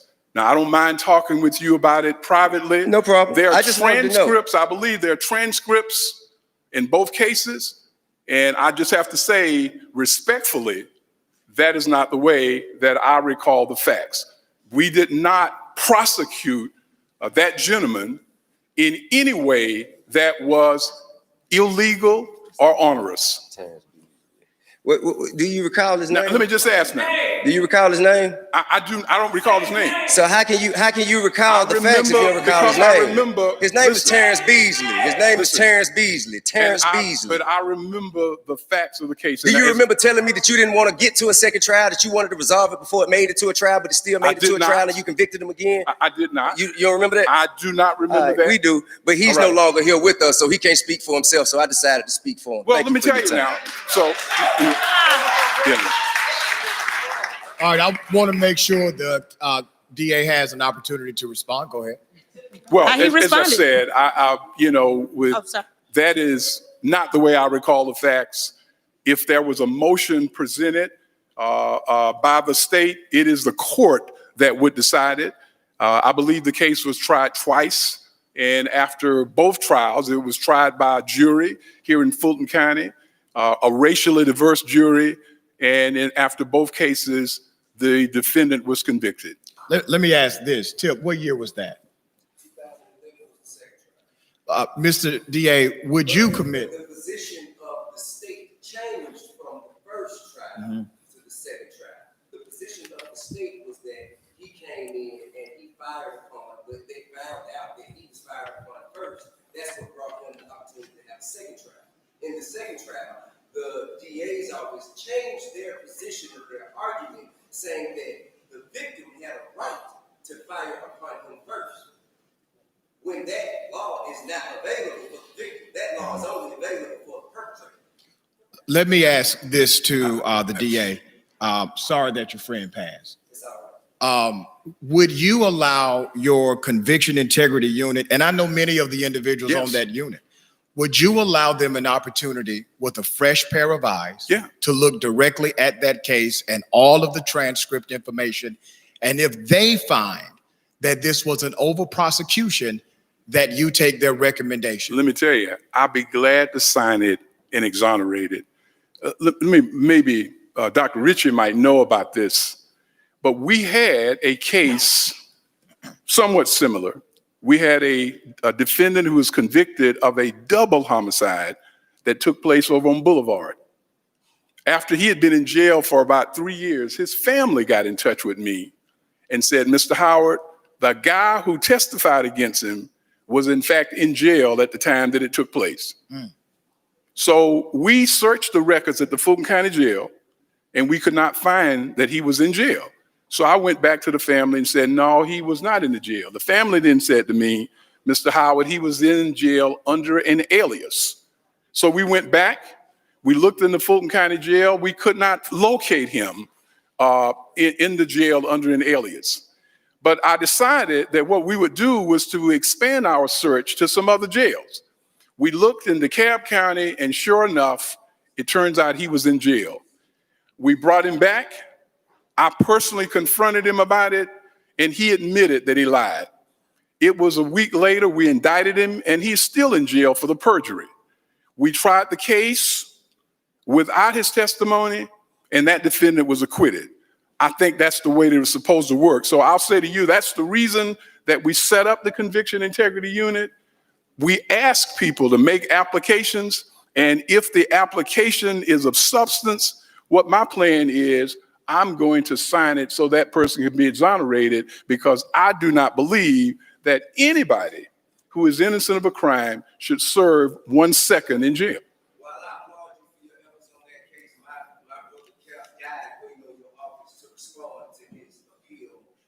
Well, the appeal, that if he filed an appeal, we answer the appeals based upon being set by the court. And that is what we did. All right, I've just been told we only have time for 2 more questions. Okay. We do have another candidate to get to. I just want to make sure every candidate here realizes that people have questions. They have a lot of questions. And I want you to stick around, and I want you to answer those questions. All right. And I want you to always be accessible. And that is my encouragement to every candidate. If you don't do it, I'm going to talk about you tomorrow on radio. Okay? Well, Dr. Ritchie, I would say I will remain and to give anyone who has a question an opportunity to ask that question. Thank you, sir. All right. Haroon, go ahead, homie. Hello, how you doing? Hey, man, how you doing today? Not good. You know how I feel about you, bro. Yes, I know. You forgot about Dre. You forgot DeAndre Phillips, remember them all the brothers on Ashby that got killed? Right. Yes, me now. Come back to Atlanta, bro. Rest in peace, Arbery. Rest in peace, Floyd. I'm a little upset, because get your man back in the ATL, bro. Come here, come home. Because what if you win? What you gonna change, Paul? You the biggest crook I know. I've been knowing you for years, man. Y'all been locked me up, did all types of stuff, got protested. The Marshall Squad came to kill me. Thank God I wasn't there. So I'm gonna pray for God we get you out of here, bro. And the Muslims are with me, man. It's time to go, Paul. Thank you. All right. The candidate can respond. Yeah. You have a response? Okay. We have talked several times before. In fact, he's attended a number of our project meetings with Project Level Up. And in fact, he has indicated in the past that he, in fact, was going to work with us. So I'm kind of surprised at that outburst today. But if he's got some questions, as with anybody in the community, I plan to answer them the best way that I can. Thank you. All right. All right. Haroon. Bro, I gotta keep it going. Thank you, big homie. Go ahead. The reason why he's so frustrated with you is the same reason why me and activists who have been out in these streets calling your name, requesting for meetings for years. As an activist, I feel like it's very disrespectful and a slap in the face for you to get yourself up there and even speak on George Floyd's name as if you've done that in the city of Atlanta, because you have not. As a matter of fact, you've promised several meetings to the Atchison family for almost 2 years, no results. I think you standing beside that man whose son died, he must be powerful or something, because you don't normally do that. That's a political ploy. Even the chief of police called you out last night on TV for blaming her for things that you had the power to control. You, as a matter of fact, just for anybody who doesn't know, Jimmy Atchison was shot in a closet, unarmed, over a cell phone by the federal task force, right, execution style, with his hands up, unarmed. Right. Not only did you not prosecute the officer, y'all didn't do anything until the show Cop Watch America came on BET and y'all was on fire. As a matter of fact, all you did, y'all gave this officer an opportunity to resign or be fired. Y'all gave him his pension. It wasn't y'all. No, it is y'all, because the case has been sitting on your desk. Hold on, I'm reclaiming my time. Yeah. As a matter of fact, it's been sitting on your desk and you've done nothing. Y'all let that officer go. It's been no charges, and it's not 2, it's not 6 cases on his desk. It's 17. So you shouldn't be here anymore. You are out of touch. Listen, you are not in the community. We don't know you. You have not met with activists. You have not met with families. I don't know who that man is, but you ain't met with the rest of these families. I'm out here with these mothers. Listen, you don't care. Listen, so please don't make it seem as if you do. Listen, when are you going to make it? Hold on, I haven't finished. I'm reclaiming my time. Go ahead, sis. You don't get credit for doing your job in that man's case. That's your job. That's like us giving an award. Hold on. That's like us giving an award to a plumber after we paid $5,000 for him to do a job. That's your job. We pay you. You're on our tax dollars.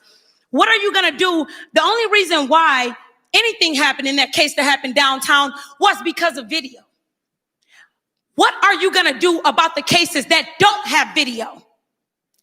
May I respond to that? We've been waiting for years. Let me finish. Please respond. That there is no activist group. That what?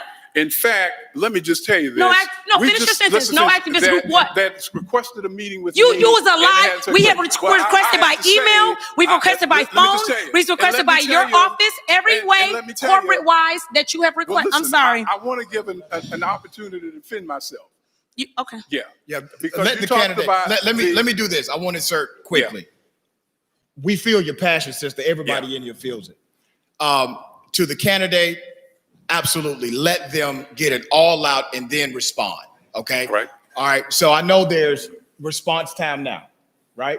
So, Mr. DA, go ahead and respond. And if she has a follow-up, I will allow the it. Jimmy Atchison case, which took place in January of 2019. It was a case where Mr. Atchison was shot by an Atlanta police officer who was assigned to a federal FBI task force. When the shooting initially took place, I asked the FBI to allow the GBI to work with them so that we could get the results of their investigation. The FBI refused to do that. However, several months later, they called the GBI in. If you will recall, when this case was first announced over the press, what they said was that Jimmy Atchison was running down the street, he then raised the gun, and then he was shot by the FBI. That turned out not to be true. Yeah, he was actually shot inside of an apartment in a closet. And at the time that he was shot, there were 5 police officers inside of that apartment. And what we tried to do is to get an opportunity to speak with just one of those officers. So we have been making continuous requests to the Justice Department, and it has just been within the last 3 weeks that the Justice Department said, you now have permission to speak with those officers. And let me tell you, as soon as we contacted the officers, each one of them said, we refuse to talk with you. In the meantime, what we have done in our office, we have employed at least 2 experts that we have spent, I believe, almost $60,000 trying to reconstruct the scene of what happened on the inside of that closet. And nothing's been done to that apartment. Is abandoned. I've seen it. That apartment, nothing's been done to that apartment. I've seen pictures. And because we actually seized the apartment with a search warrant so that they could not change the apartment around. The DA's office did that because we wanted to preserve the crime scene itself. Can I speak to that really quick? May I finish? Okay. Had it not been for the virus, we had about 3 trials that we had planned to put up before Fulton County juries. One of those being Jamarian Robinson, the second one being Jimmy Atchison, the third one being the case that involves Officer Abdullah Had, who also shot a 22-year-old person. So, but our schedule, like everything else, was changed by the coronavirus. So let me tell you, we have done extensive work on the Jimmy Atchison case. And when this virus is over, we are going to be ready to present it. And let me tell you, when we present this case, I think that it's going to be an explosive case before this community, because those statements given by the officers, we were able to get experts to tell us that the way that they described his hands, and I'm sure you remember what they said was that he indicated that he was pointing his finger like a gun. The experts have told us that Mr. Atchison's hands were actually being held close to his body. We plan for him to get indicted, and we plan to go to trial with him. Now, one of the other things I'd like to mention, if you get a chance to look at the policy changes that we are recommending, the first policy change that I think ought to be made is that DAs should not have to go before a grand jury to indict an officer who's involved with a police shooting. The DA ought to be able to just sign it, and it ought to go to a jury for trial, because we spend much too much time waiting to get a case indicted. I think that this is one of the first changes that we should make so that incidents like George Floyd and the many other incidents in our country, that we can stop those incidents. I will allow a follow-up. Go ahead. I just want to say, y'all didn't do anything to that crime scene for a very long time. As a matter of fact, it's about 4 people in this room that was able to walk into the crime scene, take pictures. I knew Jimmy Atchison before he died, and I seen his brain splatter on the ground. I've seen pieces of his brain. Y'all left that crime scene there for a very long time, or we would not have been able to get over there. So I just want to say to that, ain't nothing been done over there unless y'all, unless y'all just did something. And the next thing, hold on, just a second. The next thing, you promised a meeting with the family. You've promised meeting with activists. So you saying that you can't do this with the officers because of these laws set in place, nobody's holding you hostage and keeping you from actually showing these families that you care. Jimmy Atchison's auntie is on my live right now. So none of us has heard from you. So let's be very clear, y'all. He has not done anything in this case until it came time for him to get his political going. Okay. All right. You've done nothing. We got to go ahead and move on. The candidate gets a 1-minute opportunity to respond. We do have another candidate who has to come up. I have been as liberal as possible with the time because I wanted to make sure everybody could have an opportunity to be heard. Go ahead, Mr. DA. Well, thank you for that opportunity. I believe that this question regarding police shootings is the most critical question facing our country today. In our country, between the years of 2005 and 2014, over 10,000 people were shot by police officers. In only 153 cases were those officers prosecuted. In Fulton County, we prosecuted 27. We have done more cases than anybody in the country. So this is the dilemma that's facing you now. The police union has said to us repeatedly that we do not like you prosecuting cases. And I want to ask you, how are we going to exist in our community with a district attorney who's accepted the endorsement of the police union, and the police union only endorses you for one reason, is that you agree not to prosecute police officers? I'm not afraid to prosecute them, but I'm also not afraid to stand up and tell the community when the policeman might have done something right. I believe that no one will treat you fairer. I believe that no one will keep you safer. And so I would ask you to look at the record, and I would ask you to vote for Paul Howard. Thank you very much. Thank you for your time. Thank you, sir. Okay, moving along. I'm way past time, but I just think it's important that people are heard. Senate candidate Teresa Tomlinson is the candidate here. Thank you, madam.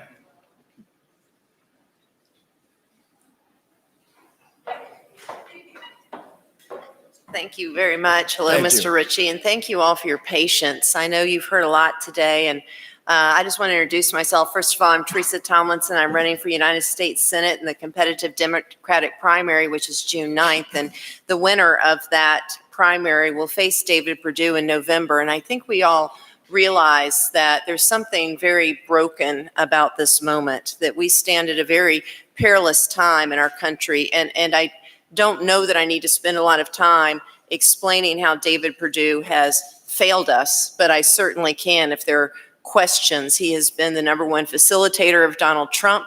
He has fought the ACA simply because Barack Obama had the idea. He saw to it that there was no infrastructure in Central and South Georgia, where we had the 5 highest per capita death rates of COVID-19 in the country. I could go on. He was the one standing next to Donald Trump when he said we didn't need any more immigrants from those shithole countries like Haiti and Africa. We needed more Nordic immigrants. And then when the press asked David Perdue what he thought the president meant by that, he said, well, I didn't hear him. And if I did hear him, I don't remember. And we can't afford that kind of cowardice any longer. So let me just talk about this moment we're in and what you all have been hearing today. Before I break off into all of the failures, I want to tell you that this government of ours can work. It can work. I say all the time that the United States government is the greatest civic invention mankind has ever known. It is the framework in which we live our most prosperous life. It touches your life every single day, and it matters who runs it. And if we keep electing people like David Perdue that don't believe in a centralized federal government, don't believe that a federal government can have policies and practices and partnerships with our communities, can imbue it with resources and best practices to make them flourish, then it never will work. And so in this particular moment, know that what's going on, what we're seeing in the streets is this busting, this burgeoning of us busting away from a 30 or 40-year march of conservatism in this country. They've been trying to hold back human progress because, as they say, that conservatism is standing athwart the train of history and yelling stop. That means mankind won't go forward. And what we're doing right now is we're breaking away from something that started in 1980. Finally, we're breaking free of this. And what we must do is elect somebody as our Democratic nominee who can stand on the stage with David Perdue, take him on, and have a record that shows that they can govern better. And so very quickly, I was born and raised here in Atlanta, lived here for 28 years, went to Chamblee High School, went to Emory University Law School, and practiced law here. Went to Columbus, Georgia, in 1994, lived there and practiced law in the federal court system. I took on predatory lenders, drug companies, chemical companies, And transportation companies burn their customers alive on the value jet crash in 1996, one of the first cases I handled as a lawyer, first woman in my law firm. I took the skills that I learned working with federal agencies and the United States Senate to make law, bend towards justice, and work for the people it served. And I took that into being the first woman elected mayor of Columbus, Georgia. I had 8 years of being the chief executive officer of that city, county government. I was public safety director of the police department, the fire department, the prison. Took over a prison, a state prison. Took over a prison. You can Google it and read about it because it was dramatic. Even was put on a one-day administrative trial, which I was vindicated for doing so, and converted it into a job training rehabilitation center, which now they give out the most GEDs of any prison in the state of Georgia. They give out certificates for heavy equipment operating, vocational greenskeepers, all sorts of jobs in conjunction with the technical colleges here. I re-envision how government interacts with people's lives. Did the same as the head of the police department, the public safety director. I want to talk to you about some of those things. And so I think this is the real deal here. You know, I may look like a show horse, but let me assure you, I'm a workhorse. And so when I'm up there, it's like being in front of a soundboard. You can do anything with it. You can do anything with it if you know how to run it. And that's why I'm running for United States Senate. It is not a starter job. There is nobody else in this race who has ever won an election and ever governed, ever took on dysfunction and made it work for people. That's the difference. I look forward to your questions. Mr. Ritchie, look forward to your questions as well. Thank you. Over my years as a broadcaster, I've had the great opportunity to interview those who are in Congress and those who are running for congressional positions, U.S. Senate included, on radio and television. And what I have found is that there sometimes exists a disconnect between the awesome power of policy. If you are elected, you are in a policy position. Policy is simply a social contract between the community and the government. I want to talk to you about the policy known as HB 40. HB 40 is the study of reparations. Yes. It is the House version of the study, but there's also Senate Bill 1083, which is the parallel version. Yes. Introduced by Senator Cory Booker. Yes. Are you in support of Senate Bill 1083? Because likely if you are elected, you will get an opportunity to vote on it.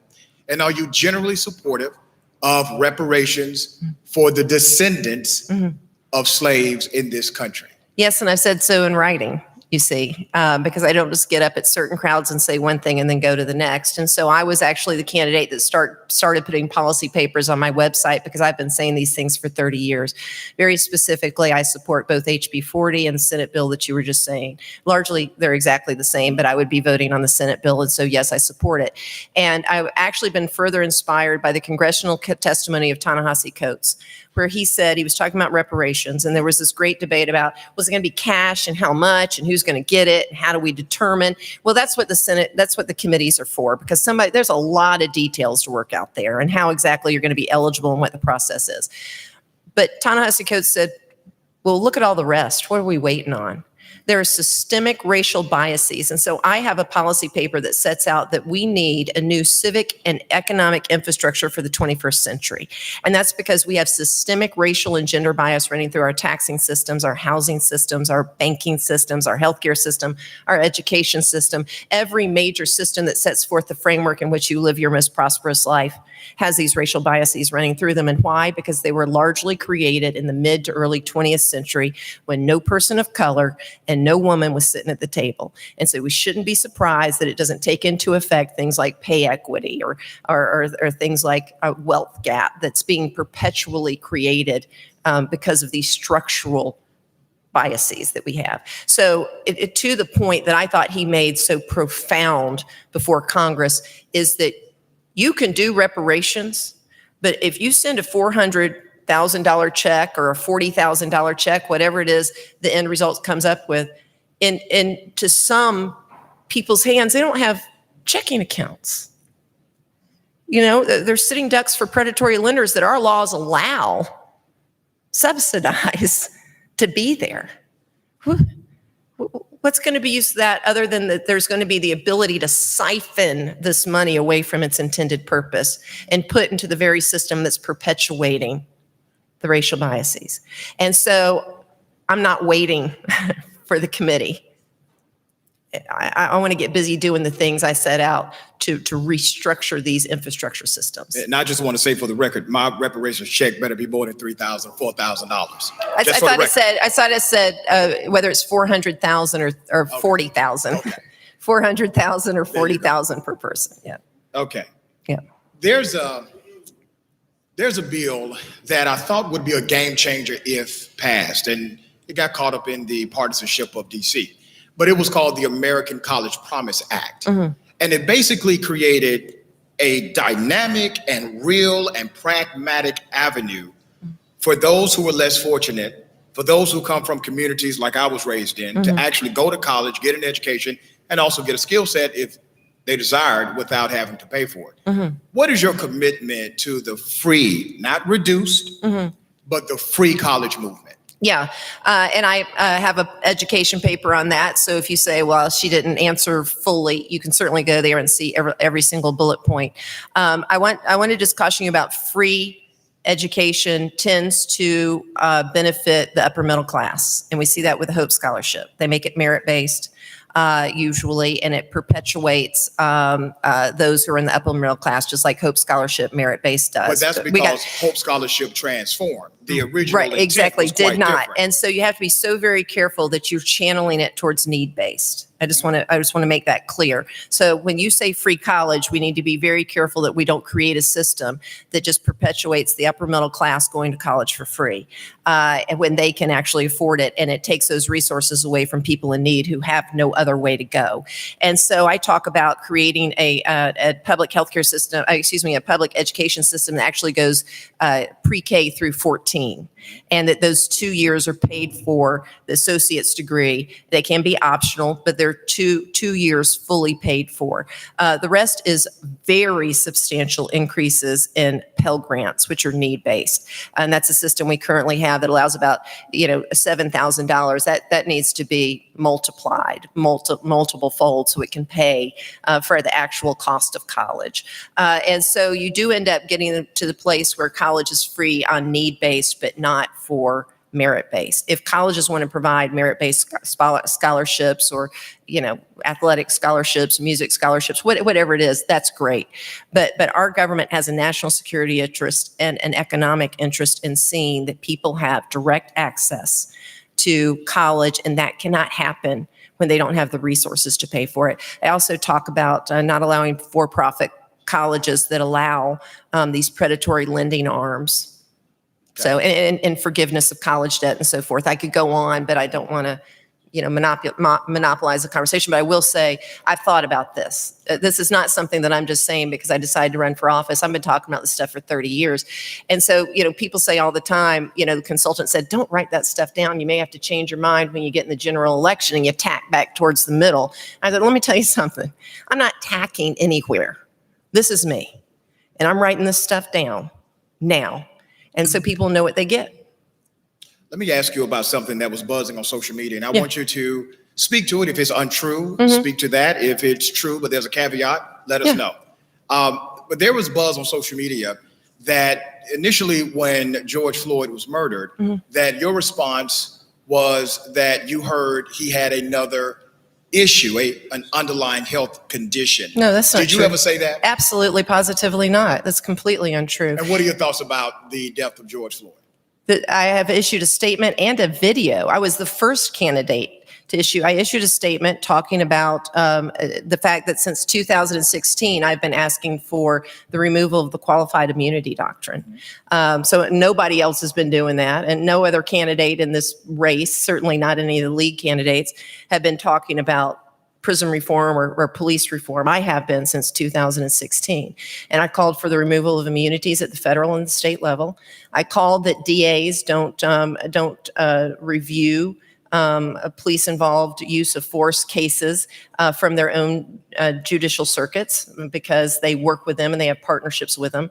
That no death involving use of force should be police use of force, should be investigated by the police department itself. It must be by an independent agency, either the State Bureau of Investigation or a federal law enforcement agency that's removed from it. That body cameras and dash cameras and other recordings be released to the public unless there's a court order and a reason given why. That we expand the funding for the Department of Justice COPS Act, the Community Oriented Policing Services, by the way, which I called in as Public Safety Director to audit the Columbus Police Department. Public Safety Director called the Justice Department in to voluntarily audit our police department to make sure indeed we were best practices when I came in, so I could see how far we had to go. But under no circumstances did I say any such thing, and I frankly had not heard that, so that's just a lie. Communities care deeply about how people see the same thing, okay? We saw the death, the murder of Ahmaud Arbery. We saw the murder of George Floyd. When you see those tapes, do you call those murders as well? Both? I did immediately. Okay. Always. I've always used very harsh language related to that. And the Ahmaud Arbery was a lynching. I mean, I used that immediately by saying I will support the Emmett Till Anti-Lynching Act. I will vote for that, as well as closing the loophole in the federal hate crime bill. Because that's what it was. That was vigilantism. It was a murder, and therefore it was a lynching. That's the technical legal term for it. And the same with George Floyd. That was absolutely a brutal murder. And that's why the qualified immunity doctrine, which is a judicial doctrine started in 1967, shouldn't even be applicable. In no event does immunity cover any sort of brutal intentional killing such as that. So I want to open it up to the floor for a Q&A to the U.S. Senate candidate.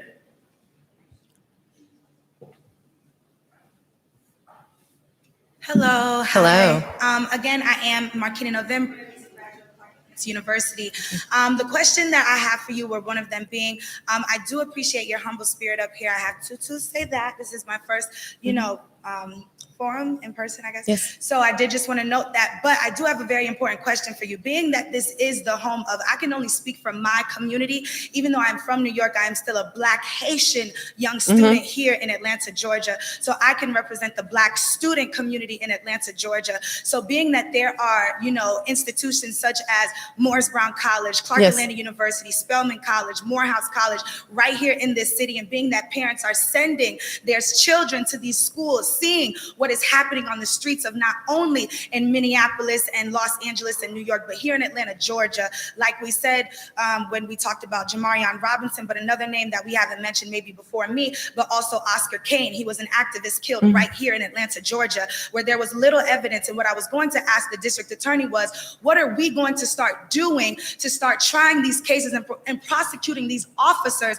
that are turning off their body cameras, turning off their dash cameras? How are we going to start holding officers accountable? Because the parents that are sending their Black children into this city deserve to have answers for that. And it's not okay that we are sitting here, and just because there is a fear among Black youth right now, among the Black community, that there is nothing that can be done about police brutally assaulting us and killing us if there is not a camera on when it happens. So what can you do? How can you use your position and your power? Because clearly since 1997, it hasn't been done.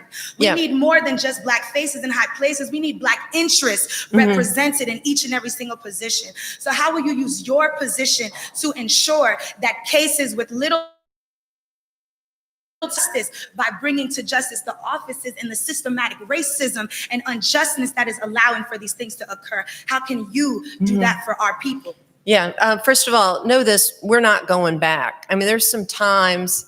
There are some times in history where you push forward and then there's back, and we've had that several times. We've all been through it here recently, where we thought this is it. This is where change is going to come.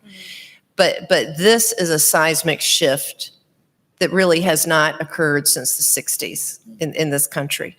And so we're not going back. And so your question is very pertinent as to, okay, well then how do we go forward? And there are ways, you mentioned body cameras. In fact, the body cameras that we have in the Columbus Police Department can't be manipulated by the police officers. And so we get all kinds of extraneous tape. You'd be surprised, but they can't be. So those body cameras and dash cameras absolutely do exist. But I would say that the problem is so much bigger than that. It requires the federal government and the United States. You said, what can I do as a United States senator? You see, we can attach requirements by setting a baseline of federal legislation, mostly through the Civil Rights Act, section what they call 1983, that provides for civil liability for those who are in office, those who are the police officers, that you can actually sue them and bring them to at least civil justice by us setting these standards that if below which they fall, there's liability. So that's one of the things, is taking away the immunity so they can be sued. We can set the standards for these various things, whether it's body cameras or whatever the particular circumstance is, so that if that act is done, then there's an accountability for that. There is a dollar accountability that the city, that the leaders have to pay for allowing that to happen. And believe it or not, the dollars and cents do help them make better decisions. The other thing is tying to the resources you get. I mentioned the COPS Act, or the COPS program a moment ago. The Community Oriented Policing Program was something started by Bill Clinton, really was developed under Barack Obama, serviced almost 20,000 law enforcement agencies with best practices, resources, and grants, so that these smaller police departments and law enforcement agencies could have access to the best ways of doing things and the best equipment of doing things. Completely dismantled by Donald Trump. It must be brought back, and now it must be brought back with this new era that we're in, to not just teach law enforcement agents how to be responders to violence or anticipated violence, but to truly serve the community. And one way we have to do that, first of all, is take mental illness out of the criminal realm, and we have to take poverty out of the criminal realm too. We talk a lot about reducing cash bail bonds, and we talk a lot about wraparound services for prisoners who have mental issues, who are in a prison. Why are people with mental illness even in our prisons? Because we don't have a healthcare system for them. And so my point to answer your question is, what can I do? You have to start to attack all of these things, because until we can remove people with mental health challenges and people who are in prison simply because they're suffering with poverty at the moment, from criminalizing it, then it's hard to get to the rest. Some of the things I talk about with addressing the actual criminal justice system is I talk about, legalizing marijuana. I don't just do it because I say, hey, let's all go toke up. Isn't that great? I'm super cool. I'm a 55-year-old white woman who's cool. No, I'm talking about the fact that we've got 33 states that are allowing marijuana in some form or fashion. And now, I'll just be frank, that white people have decided they can make money off of it. Everybody wants to legalize it, right? Well, if we're going to do that, then fine. It's going to be regulated under the ATF, so there's no black markets and everybody knows what the rules are.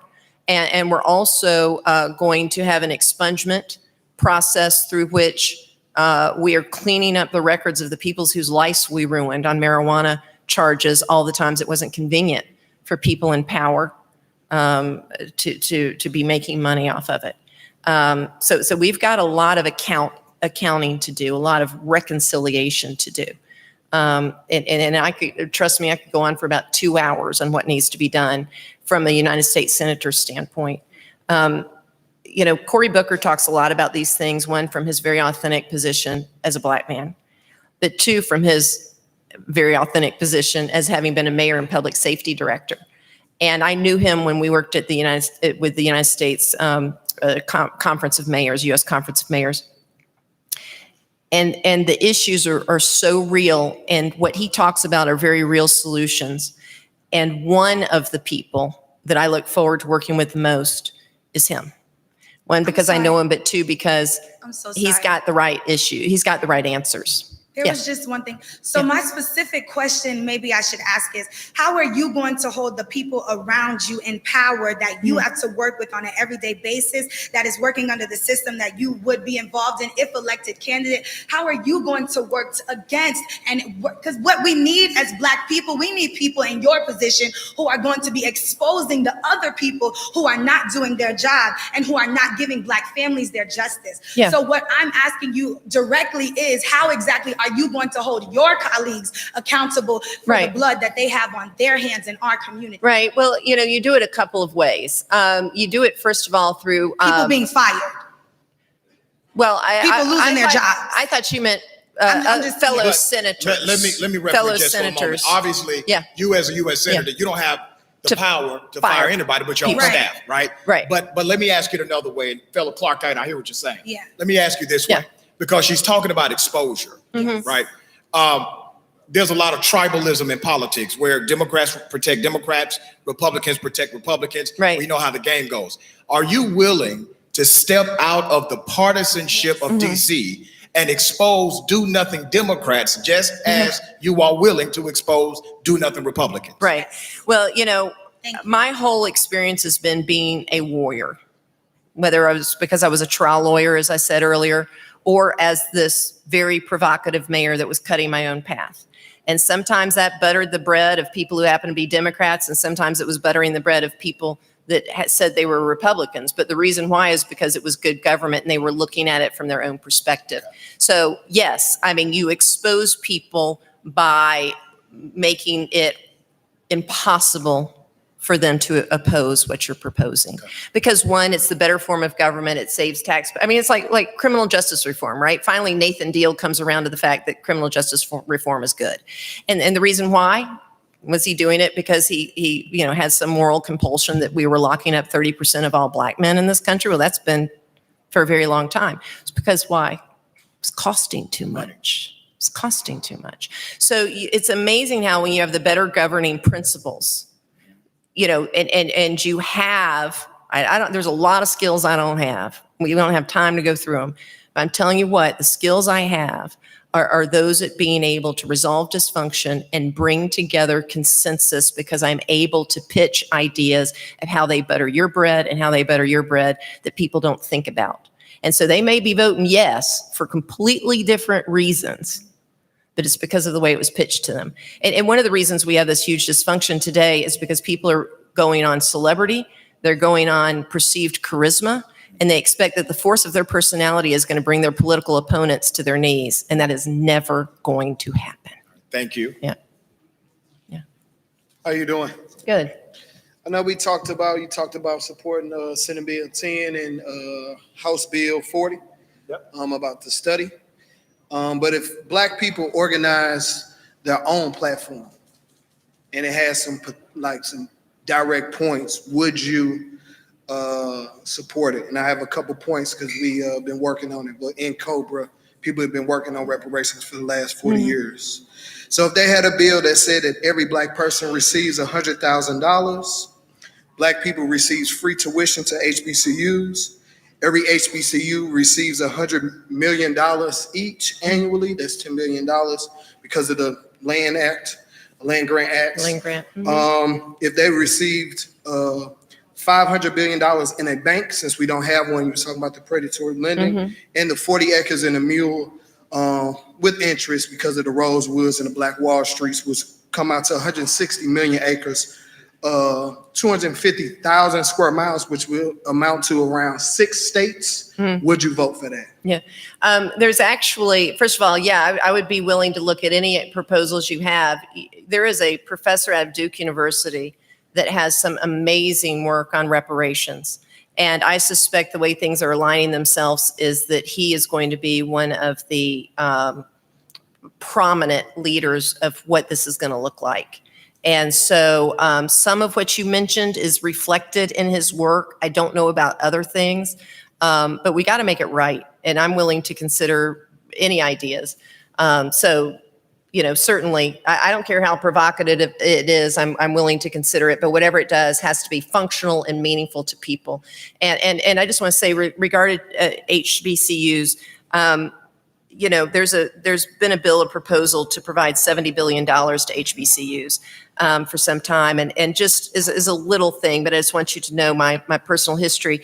I started the Mayor's Mass Ball in Columbus after what had been done in Atlanta for the HBCUs. And we raised hundreds of thousands of dollars for HBCUs. And the reason why is because, I was the first generation born in the middle class. My family, we couldn't afford for me to go to college, but I received a scholarship to go to a small college. I would have been lost anywhere else. And so when I heard the stories of people and saw the amazing leadership of people coming out of HBCUs, that is something that this country desperately needs. And it's an obligation, as you said, from the land grant schools dating way back. And so we marry the need of our obligation and our best interest in supporting the HBCUs. Thank you. Yeah. Hello? Mike? Okay. My name is Jawan Durbin. In 2019, 2020, Mr. Historically Black Colleges and Universities, I met you at the Human Rights Campaign. So my question, we briefly had a discussion about this, but I want to give the opportunity for everyone else to be able to hear this. What specifically can and will you do as a sitting senator in the United States to push the envelope of student leadership at HBCUs? I was a campus king. I was on Student Government Association. I did a multitude of things along with my Clark Atlanta sister. We aren't involved in these conversations. You all don't come to our schools to talk to us. You all, these things don't happen outside of the committee that Barack Obama put together, the HBCU initiative. Of course, that got dissolved when President Donald Trump got into office. But what can you do from the Senate side to ensure that our voices are heard? Because for far too long, the youth voice is muted. We're not in these rooms having these conversations. We're not afforded these opportunities. I am, because I'm privileged to. My regular students, we're not able to. So what can you do to bridge that gap? First of all, I've been and spoke at many HBCUs, so Savannah State University, Fort Valley, and a whole host of them. But what we can do, as a United States Senator, first of all, we talked about imbuing them with billions of dollars so they're not worried about struggling year to year. You can make them research centers and all kinds of things, from agriculture to technology to entrepreneurship. So you can make them thriving institutions so that they have the opportunity to look at leadership development in the way that you're talking about. But we can also have town halls there that are televised. I mean, once you have a United States Senator that actually respects the journey of those who are attending HBCUs, you have the bully pulpit, the legislative bully pulpit, to expose that experience to the entire nation through having, whether it's town halls there or whatever. But you also can bring up, they have these Senate hearings, you as a senator, you can invite anybody you want. And it doesn't necessarily just have to be the president of Morehouse or the president of Spelman. It could be the student body leaders. So can you publicly here right now commit to that? Yes. Look, this is one of those things that I appreciate. Yes, I will. But let me tell you why that's not weird for me. Is because as mayor, I had 30 town halls, 30 in 8 years, every quarter. And we went to places where people wanted to gather. We didn't make people come to us. Went where people were comfortable gathering in the community. And I had 75 minutes of open mic. You could say anything in the world to me you wanted to. And people did. Because once you're an elected official, you are a conduit for people's frustration and turning it into action. And so it doesn't worry me, threaten me. I don't have to hesitate about promising to you that's what I'll do, because that's what my entire life work has been. I work it. I don't stand up here. I work in the field, because this process isn't about you knowing me. It's about me knowing you. Right? Because I will be representing you. And I can't do that if I'm not there with you. Thank you. Thank you. Lisa? Hello, Teresa. I heard that you have a pro-cannabis position. What I'm wondering is what you will do as a Senate to make sure that minorities have a seat at that table, since this industry has been built on the backs of minorities. Exactly. And that's in the paper too. That's one of the reasons why I said, I keep saying the paper, because if I don't talk about something that you specifically said, please don't think that it's not in there. I do talk specifically about the fact that one of the things we have to do as we create this industry that we're going to be regulating is making sure that we're making amends for the fact that we have destroyed generations of people, as I said a moment ago, when it was not convenient for the white power brokers to allow the market that was organically building. It was in their interest to declare it a black market, and it was in their interest to criminalize it and use it as a weapon of politics, to pander to people, to instill fear, to mobilize voters to get out the vote for them. And so that is so much of the destruction that has happened. And so I talk about the fact of giving preference licenses and preference market shares to the communities that have been demonstrably affected and largely destroyed in some instances. And what about social equity programs for licenses to be issued to people who may have had criminal background? Right, exactly. Well, that is where the expungement comes from.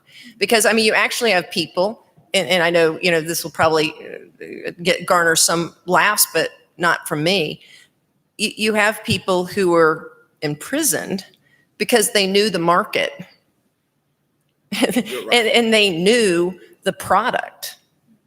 Either they were growing it or distributing it. They have some expertise, and we criminalized it, and now we're going to bar them. And so when you talk about the equity aspect of it, the expungement, getting rid of the record so that there's no criminality in anything they did, then can provide them directly those licenses. But that's just one part of it. There's a need to demand that some of those individuals be given licenses.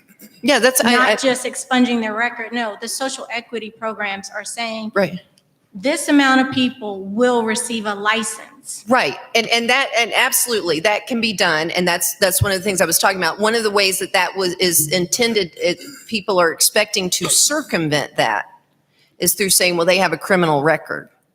That was my point. So I was kind of accepting your premise, and then I was going to the next step that I can meet them where they're coming from, is that we're going to expunge that. So don't be talking about criminality of the past. Well, so yes, there will be an allotment for those communities that have been have been disproportionately impacted. Well, I'm glad to hear that, because as you know, Georgia's a good old boy network, and most of those licenses are being set aside and kind of earmarked for certain individuals. So I hope you will definitely take a strong position to make sure the minority community receives licenses as well. Yeah, and let me just say, I've made a career out of busting up good old boy systems.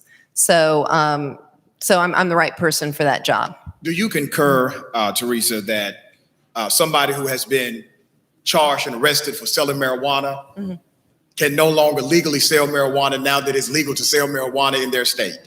Right. Well, that's what I was just saying. Right, but I'm saying it's just silly. The whole notion of it, and that's, I think what Lisa is talking about, is that the expungement is a great thing, but that's an indirect approach to a very direct problem. It's just silly to consider that somebody who's actually proficient at moving marijuana in a state where it is now legal to move marijuana cannot move marijuana because they proved they were sufficient at doing it. Right. No, but we might be dancing around each other here, because that's exactly what I believe I've said. When I'm talking about expungement, I'm not talking about this process now where you go down and fill out the forms with the sheriff's office. Okay, you're talking about a federalized approach. I'm talking about a federal. Got you. I'm talking about a federal expungement policy. with one stroke of the pen. Okay. A legislation that says this all is hereby expunged. Got it. These records. Thank you. So, yeah. Hello, Ms. Thompson. Hello. Had the opportunity to sit with you at the Concerned Black Clergy meeting. One of your opponents, it was a event that we had at the end of that meeting there. I wasn't going to speak, but we're living in revolutionary times. Yes. And you being a Caucasian female, but not just a Caucasian female, you having a particular voice and stance and delivery that you have is the reason why I got up to speak. Right now, for the first time in history, all 50 states have had uprisings, riots in the name of Dr. King, the voice of the unheard. Times are so special. The young people, they're passionate. People like myself, and Dr. Ritchie, portion, others are in positions of influence. We still have, I'll get to a question, we still have the elders. Dr. Beasley, my good friend, mentor, good friend of yours. People like myself say things that aren't practical. Like, I like to deal with the root, especially during these revolutionary times. I think we can agree that the root of our problems are white supremacy. The root of most of our problems. Oh shit, all of our problems. Excuse my English. It is my position and plenty of other positions that dismantling white supremacy is not the burden of Asiatic, melanated, African, and Black folks. It is the burden of you in your community. Considering your voice, considering your record, considering this time period. This is broad. Let's say you do not win the election. Hopefully you do. Since this is the last question, I believe, I'm not sure, but considering the time and the platform, what would you say to white America considering today's time and considering the founding fathers and their documents? You spoke a little bit earlier, didn't include women, didn't include people of color, period. Hell, we weren't even considered human beings. So people like myself feel like the founding fathers' documents need to be revised and edited. I'm not asking you to go there, that's my point. As white supremacy as a problem that many of us feel is not the burden of Black people, it is the burden of you, what would you say to your community? Right. I'll tell you what I said and videotaped having said, and I think also in a statement written that I provided last Saturday. After Mayor Bottoms had her press conference with Killer Mike and, which I thought was a very powerful press conference, she was saying, get out of the streets, go vote, don't burn down your own house, so forth. She said several times she was speaking to the Black community. I criticized that here. I know. And so I got up the next morning and went to a rally and I said, I want to speak to my white brothers and sisters. Where are you on this? Because it's our responsibility to be in the streets. It's our responsibility to help change the system. And if we are not out there in a very meaningful and profound way, then we're complicit in it and no more. And so I'm not saying that because I'm at the gathering spot. It's on record. You can look it up. The streets, the boardrooms, everywhere. We have to. And I know you probably heard Al Sharpton speak yesterday at the memorial, and then again this morning he was being interviewed about his words at the memorial for George Floyd, and he said that he's never really seen it quite like this, and this is a moment to take advantage, because he said he's never seen this number of white people coming out. Right. And so this is a moment where we can't stop. We have to tip this thing over. We have to. And that's going to take white people not getting scared by what Donald Trump tried to do, by telling us that it was riotous and dangerous and military had to get involved. We had to ignore that, and we did. Yeah. And we did, and we have to even more. And I think what you're going to see, it's an amazing thing, but when you reach that tipping point, it's amazing how many people say they were with you all along. I mean, it really is, You're like, no, the hell you weren't. I remember you, in fact. But we are at that place. And I'll close because I know everybody's been here a very, very long time, and just say this. The young woman said something about breaking up the good old boy system. I was the first female partner at my law firm and the youngest by 12 years, you can imagine. I was the first woman mayor, and I ran on race, poverty, and blight.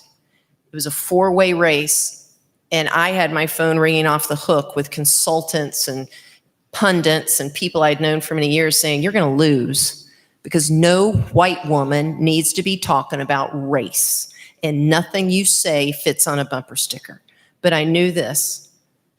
I was going to politically die with that microphone in my hand if that was the case, because I had something to say about it. And we had 44 debates in that election. 44. And the reason why is because it became must see. people could not believe that there was a white woman talking about race in the way that I've just been speaking with you all about it back in 2010, the year of the Tea Party. And so when I was elected with 68% of the vote, it wasn't a mistake. It was because people took a chance on the fact that maybe there was a white woman who wanted to be used as a vessel with the particular skills I happen to have to make things right. And so what if we did have a white woman who would be an honest broker, who had skills at pulling victory from the jaws of defeat and defeating Goliaths who thought they were entitled? What if there was such a person that would be your partner in this? I don't think we can lose this opportunity. And so that's why I think that June 9th is so important. You know, I think we look at a lot of races and we just say, well, they're all Democrats, 6 of one, half a dozen of the other. We'll vote blue no matter who. And I mean, surely to God, we're going to vote blue no matter who. But don't we want to win this time? Don't we want to win? And so I suggest to you that we need a 55-year-old woman who has a body of accomplishment of doing some pretty amazing things, because I work with people that want to get things done. I don't shy away from activists. They don't scare me. Their bold ideas don't scare me. And that's why we're able to move as fast as we are. And we've got to move so much further than I've ever had the opportunity and privilege to work with people to move. We've got to go now. Thank you. We got one more question. Quickly. My name is Jonathan Leonard, and my question is more so related to you as a mayor, as opposed to the Senate race. I'm exhausted. I mean, I'm distraught by turning on social media and seeing law enforcement who's just able to wail away as citizens in a way that I couldn't even imagine ever treating another human being. I mean, it's something deeply ingrained in that culture and mindset that I just can't even remotely relate to. I want to ask you, from your experience as a mayor, did you all have in Columbus those issues? What did you do to it? And what needs to happen now? I understand the challenges. I've been practicing law for 27 years. So I understand the politics of a DA and what a DA has to deal with in terms of keeping the trust of the police department, but then also keeping the trust of the community, being balanced in how you deal with those things. But what did you do during your time, and what can we do, and what needs to happen now to stop that? That's Thank you. unacceptable. And I'm going to ask the candidate to try to keep it as brief as possible. It is. There is a culture, and it's one in which they believe that they're doing the Lord's work, keeping people safe, right? And that it sort of imbues them with this authority to do these things. And so that you have that on the one hand that I think explains the mass of it nationwide, right? And so it is a culture, but it's really a belief. I mean, if they were here, they would be fighting so vehemently that they would lay down their life to save you. And that's true. But there's a whole lot that goes with it. You asked if we had those kinds of circumstances in Columbus, and sure, there were a whole lot of things. What I did was we created a system that was that could be believed in. So we never investigated our own use of force incidences. That was done by the GBI and had been done for 20 years that way, thank God. We had a lot of other things because we don't have time. But I would tell you why that's so important is because the two most controversial police incidences I had when I was mayor, one was a Black officer, second generation, beloved by the community and much respected family. And the other was an African-American officer and a Black officer and a Hispanic officer. And so if those two incidences had been the only ones prosecuted in a particular way, right? Then everybody would say, what about all this other you know? And so what's so important is that you have this process, that somebody else is investigating this and not you, that you're releasing the body camera, that you're, doing all these things that I talked about previously, and that happens every single time. Thank you. Thank you. Thank you. And Thank you so very much. Yeah, I would just say I sort of closed here. And so I would just say this election is so important. I hope you've heard something today that has convinced you of my passion for this moment and my ability to get it done. And again, I would just say that this election on June 9th is critically important. I'm the only one who's ever won an election. I'm the only one that's ever governed, and I have governed in some amazingly tough times. And I've always been pointed towards justice and right, regardless of the political ramifications to myself.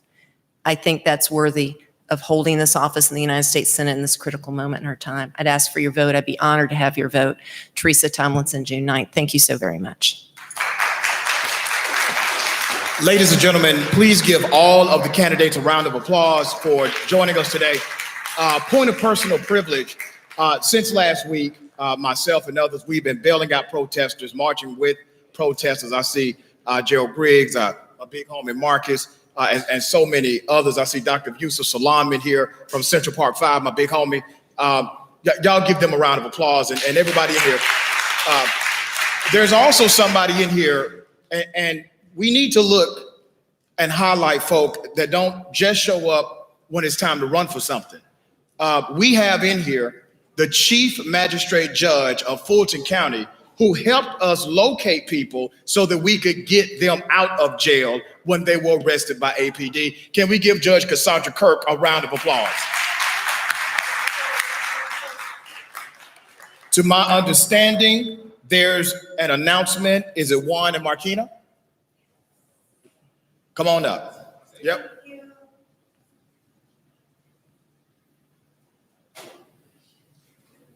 Just like an HBCU man, look. Make sure the queen get up the stairs, okay? All right, hi guys. So real quick, just before this wonderful night ends, thank you guys so much for giving us this experience that we needed. It was very interesting.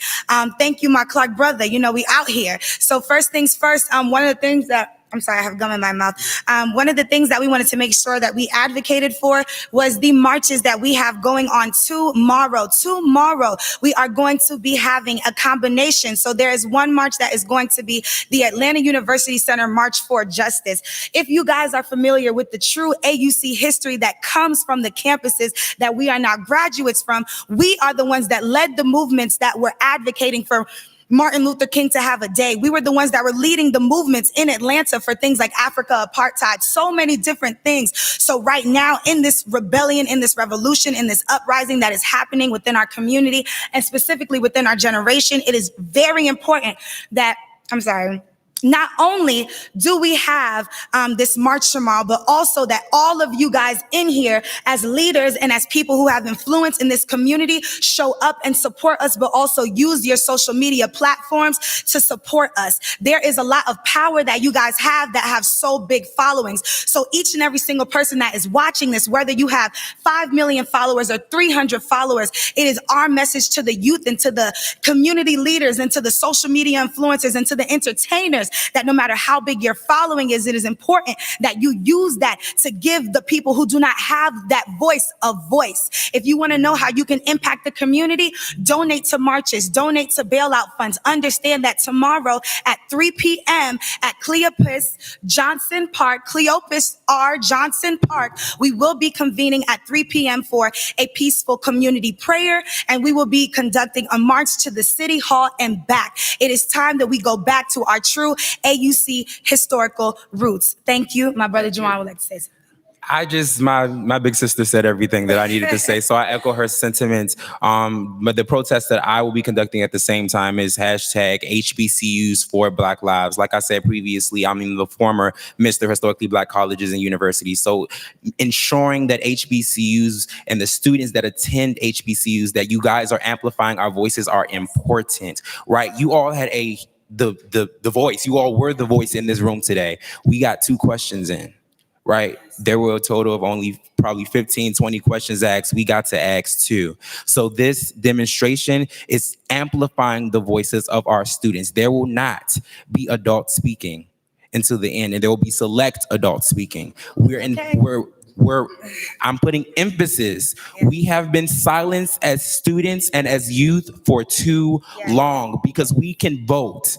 And because we can vote, we should have a voice. And so I ask you all, actually, I'm not asking, I'm telling you all to come out. We're charging you to come out tomorrow to hear from the youth, to amplify our voices, because just like you all are adults now, you were youth just like us, and your voices were heard. So it's your responsibility to ensure that our voices are heard as well. So we look forward to seeing you all tomorrow at 3 p.m. And if you can provide resources as well, please, we'll be here, and we're going to be working because we have a lot of work to do. So if you have resources that you know that you can connect us to ensure that this goes as successful as possible, please make sure that you tap into us. We have the flyers that you can disseminate amongst your social media platforms as well as through your various networks. Thank you. Well said. Thank you. Yes, thank you guys very much. And please just make sure that you follow our social media platforms at Prince Jawan. That is PrinceJauan. And my social media platform is Markina, Markeena. That is Markeena. I am the founder of Breaking the Cycle. We are an action-based community service organization. I started it in 2016. And now in 2020, we are in over 5 HBCUs. And we not only do local community service, but we also travel abroad to countries like Haiti, Jamaica, and South Africa. So I say all that to say the youth are out here. We are working, we are uprising, but we need all of you guys as our leaders and as the people that have come before us to embrace us and to lead us and to guide us so that we can all work as a collective for our people. So thank you for giving us the time. Thank you for giving us the acknowledgement. We really do appreciate it. Thank you. Thank you. Okay, is there anybody here to close us out from the gathering spot?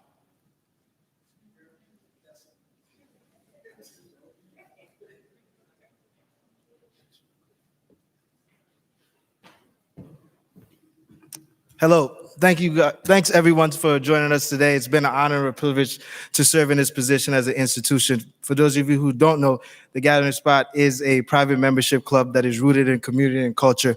We were started in 2016 by myself and my business partner and former college roommate, Ryan Wilson.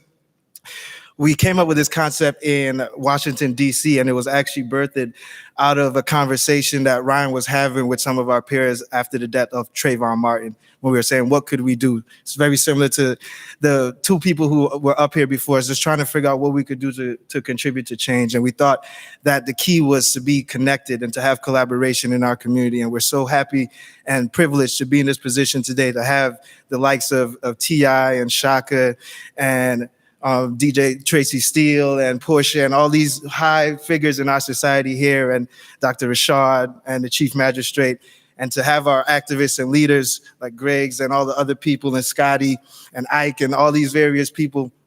And then those of us who were just on our political leaders who took the time out of their busy schedule. They're a few days away from their primary election, and they felt that they had to be here because they need to speak directly to the community. They need to speak directly to us. And this is what the Gathering Spot was for, to convene these conversations, to be this space, to be the home of the culture. And we thank you all for being a part of this. We look forward to you continuing to support us and to support the community and culture. We wish you all a wonderful day and have a good one. Thank you.